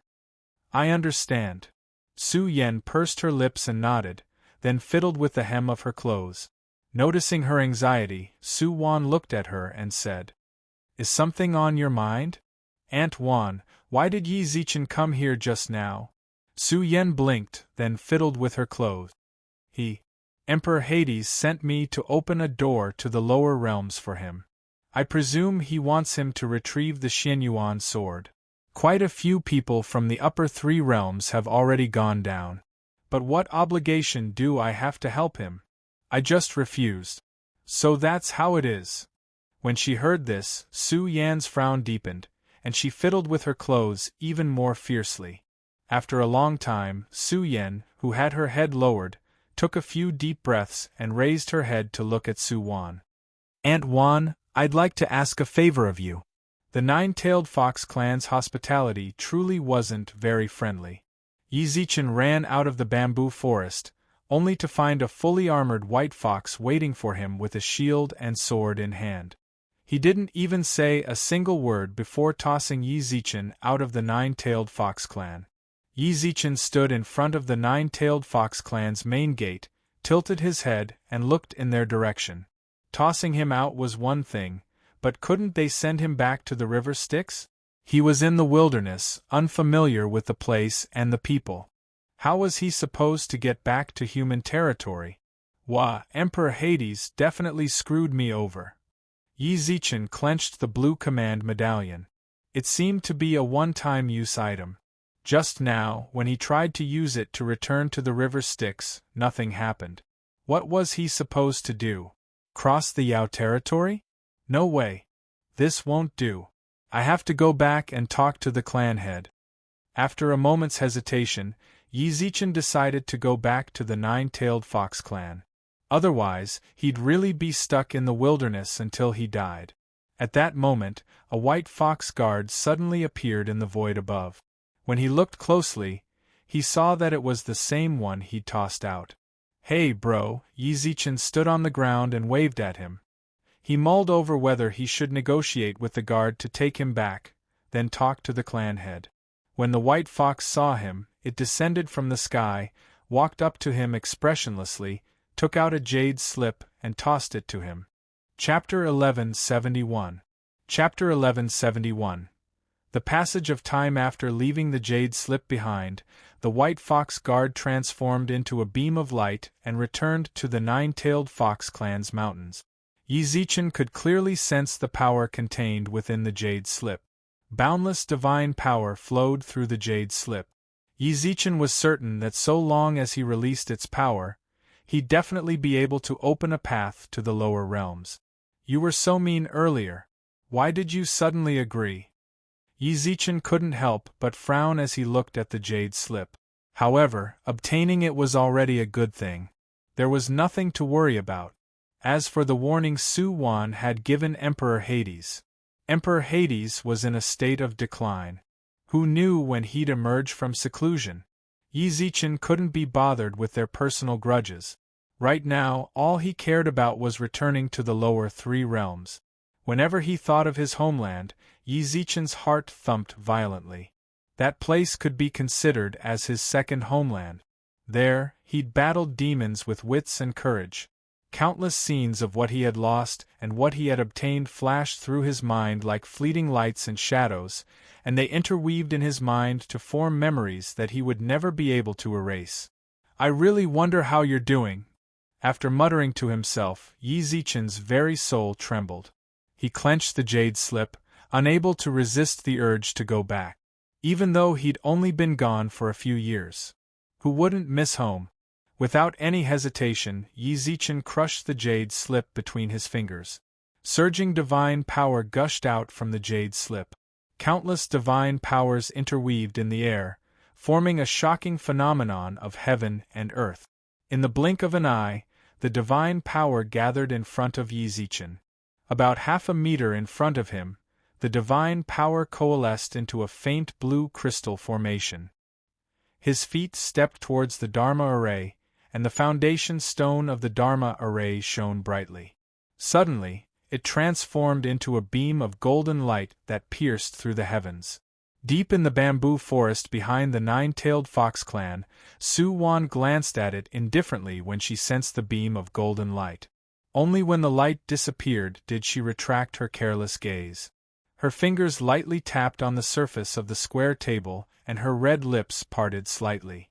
"Lu, come see me." In the blink of an eye, the stars shifted. When Yi Zichen disappeared from the Yao realm, he didn't reappear in the lower three realms. Instead, he stopped in a long, pitch-black corridor. At this moment, he was standing at the end of a long corridor, and behind him was the empty sea of stars. What's the situation? When he arrived, Yi Zichen was a bit dumbfounded. He stepped out of the sea of stars, and when he stepped into the starry sky, he discovered that everything here had returned to chaos. That jet-black corridor with no end in sight was the only building here. Yi Zichen didn't quite understand what was going on, so he circled the starry sky a few times.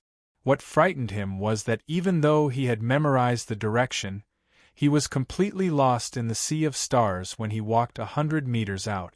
Just as he was panicking, the pitch-black corridor appeared in front of him again. Clearly, there was something strange about this corridor. In other words, this might be the only way to return to the lower realm. After a moment's hesitation, Yi Zichen gave up on wandering aimlessly through the Milky Way. He really was worried about getting lost here. He stepped into the corridor again. This corridor was about 2 meters wide, and its height was about the same. The corridor was clearly pitch black, but its interior was incomparably bright. What on earth is this? Don't tell me everyone else came down like this too? Yi Zichen had no idea how long he'd been walking in the corridor. All he knew was that it seemed endless. No matter how he walked, he couldn't find his way out. Gradually, he began to grow anxious. When he tried to turn around, a ball of fire suddenly lit up behind him. The light from the fire shone on the mirror-like walls, turning the entire corridor into a fiery red color. More importantly, Yi Zichen could feel the heat of the flames as he stood with his back to them. Through the surrounding walls, he seemed to be able to see someone behind the flames. He suddenly turned around, and sure enough, he saw a bonfire about half a meter in front of him. The flames blazed so fiercely that their tongues almost touched his face. There was a black-robed man sitting beside the fire. He looked like a sorcerer, but it was impossible to tell whether he was male or female. He sat beside the flames and reached out as if warming himself. Just as Yi Zichen recovered from his astonishment, the sorcerer suddenly looked up. However, he wasn't looking at Yi Zichen, but rather at the spot opposite him. The sorcerer spoke in a voice as hoarse as an old crow's. "Welcome to the time corridor. Are you talking to me?" Yi Zichen asked in surprise, but to his surprise, the sorcerer completely ignored him. The sorcerer continued to stare at the spot opposite him. A moment later, Yi Zichen saw a figure stealthily approach from the depths of the flames. The figure's owner caused Yi Zichen's entire body to stiffen, as if he'd been petrified.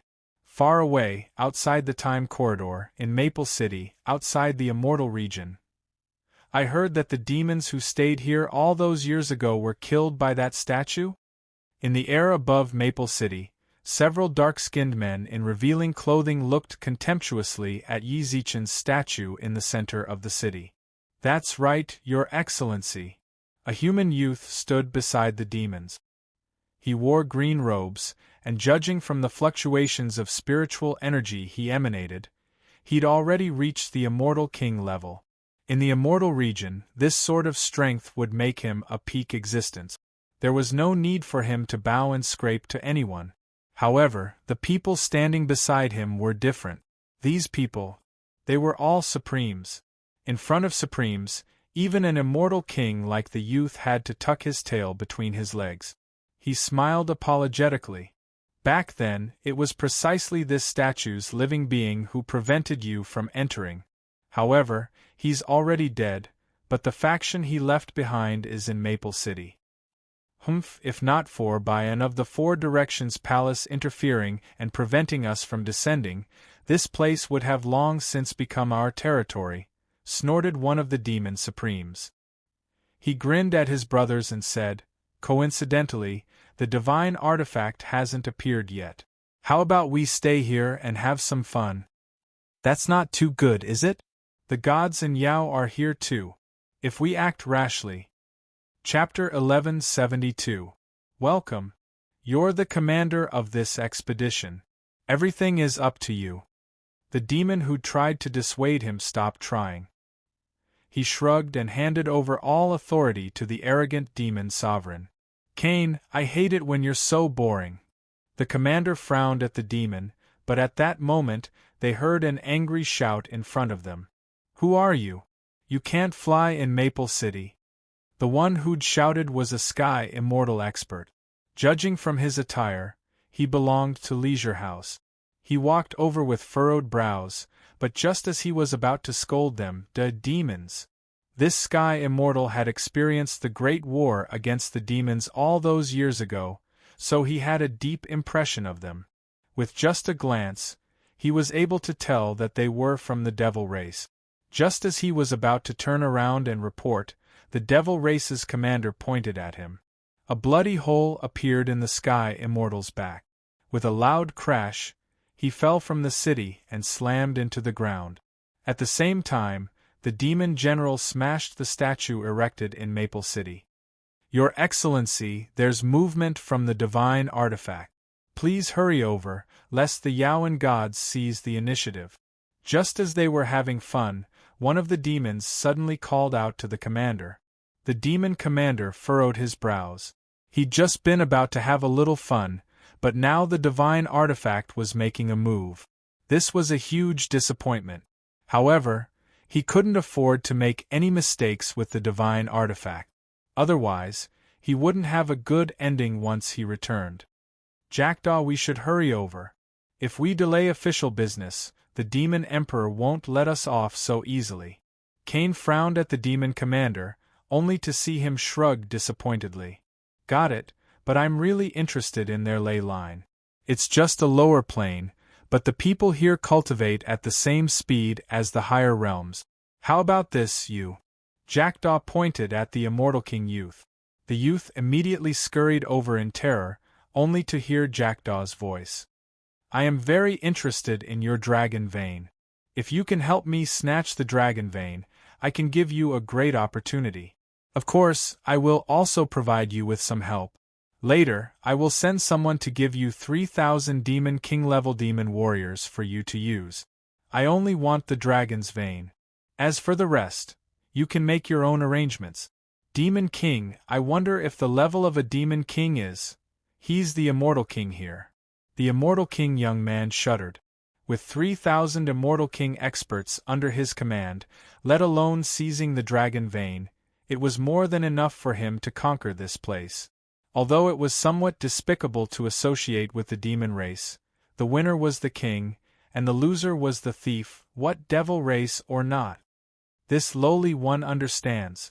Without the slightest hesitation, the youth knelt before Jackdaw. And don't disappoint me. Jackdaw nodded calmly, then turned to his companions. Leave 3,000 demon kings for him. The rest of you, follow me to the land of the divine artifact. Don't let the celestial race and the fey race take the initiative. The demons coveted the dragon vein, and the ambition of the youth caused the immortal domain to fall into a crisis. Yi Zichen, who was still in the time corridor, was in the midst of a terrifying nightmare.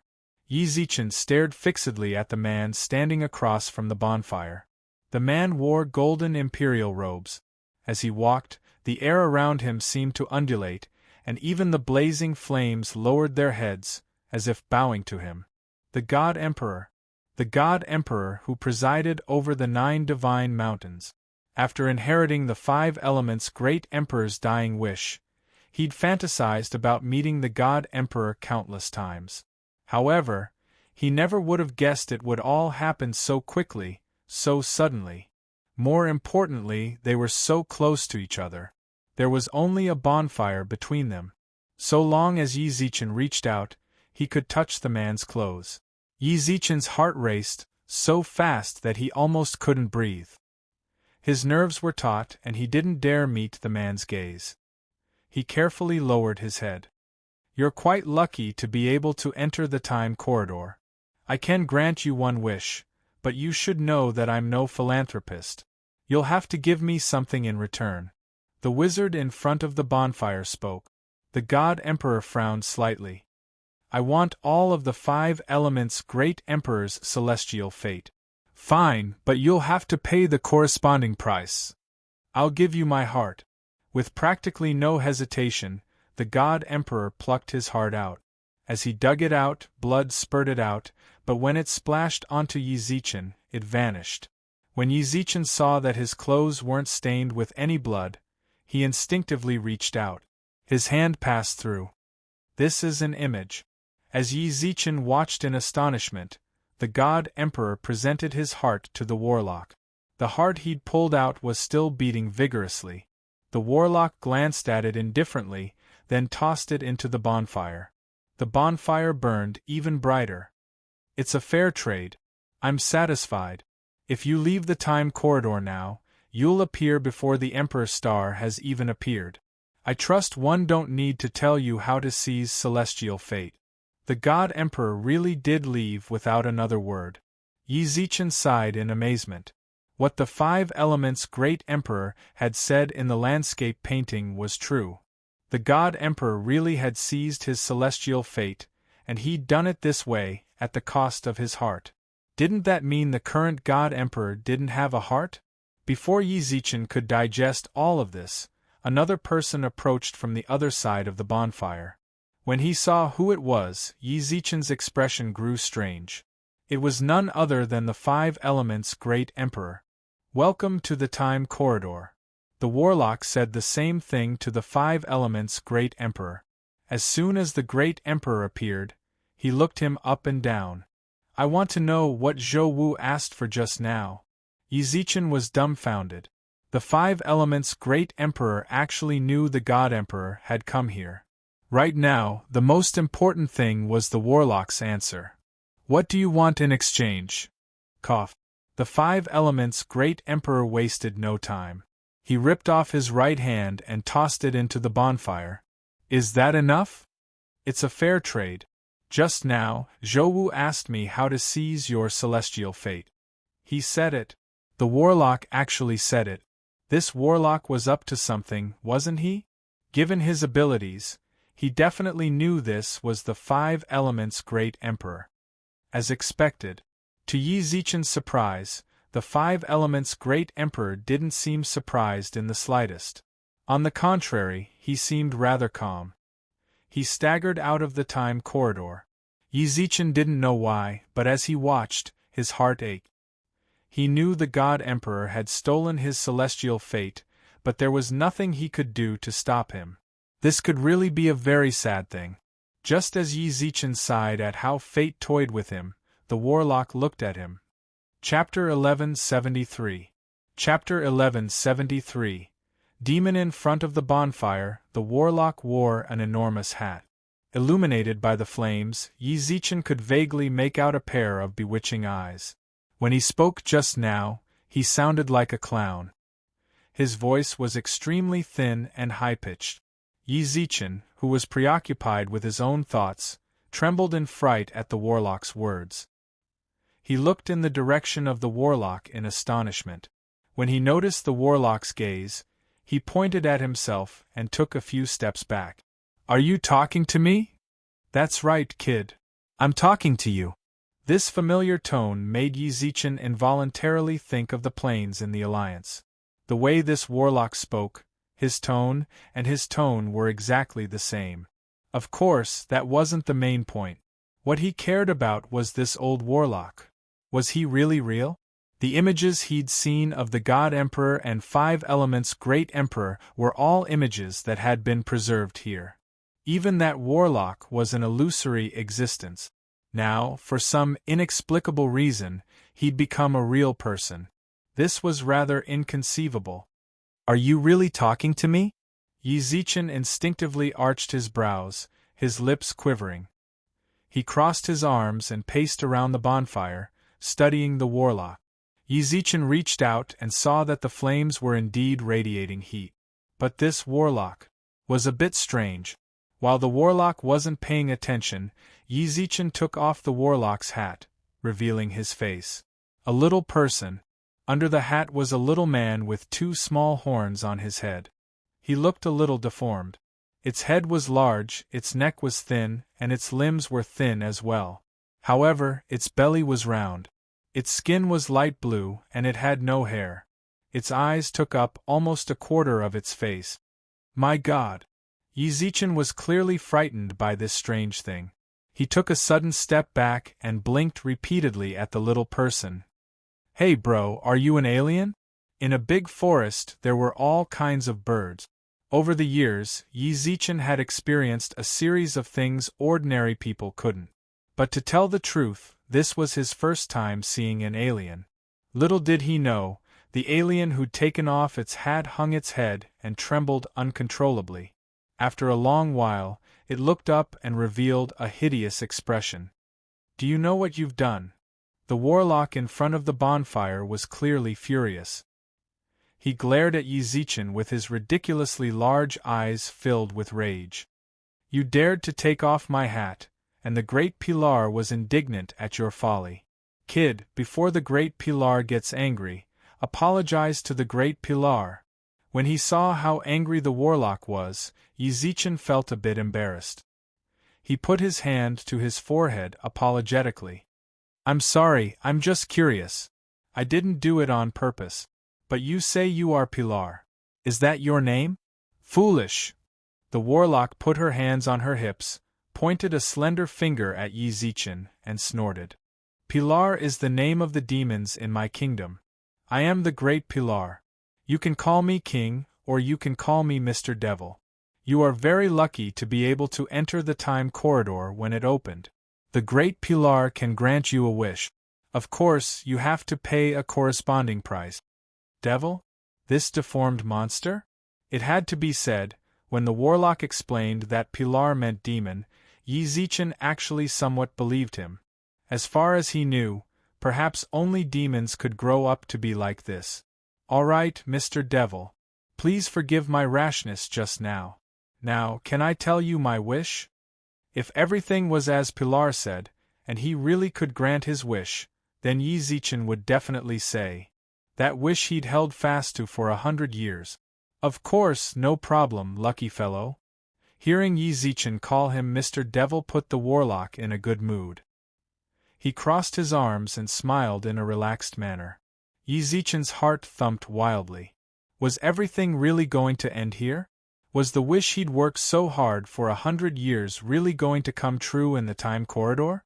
There was a long, drawn-out silence.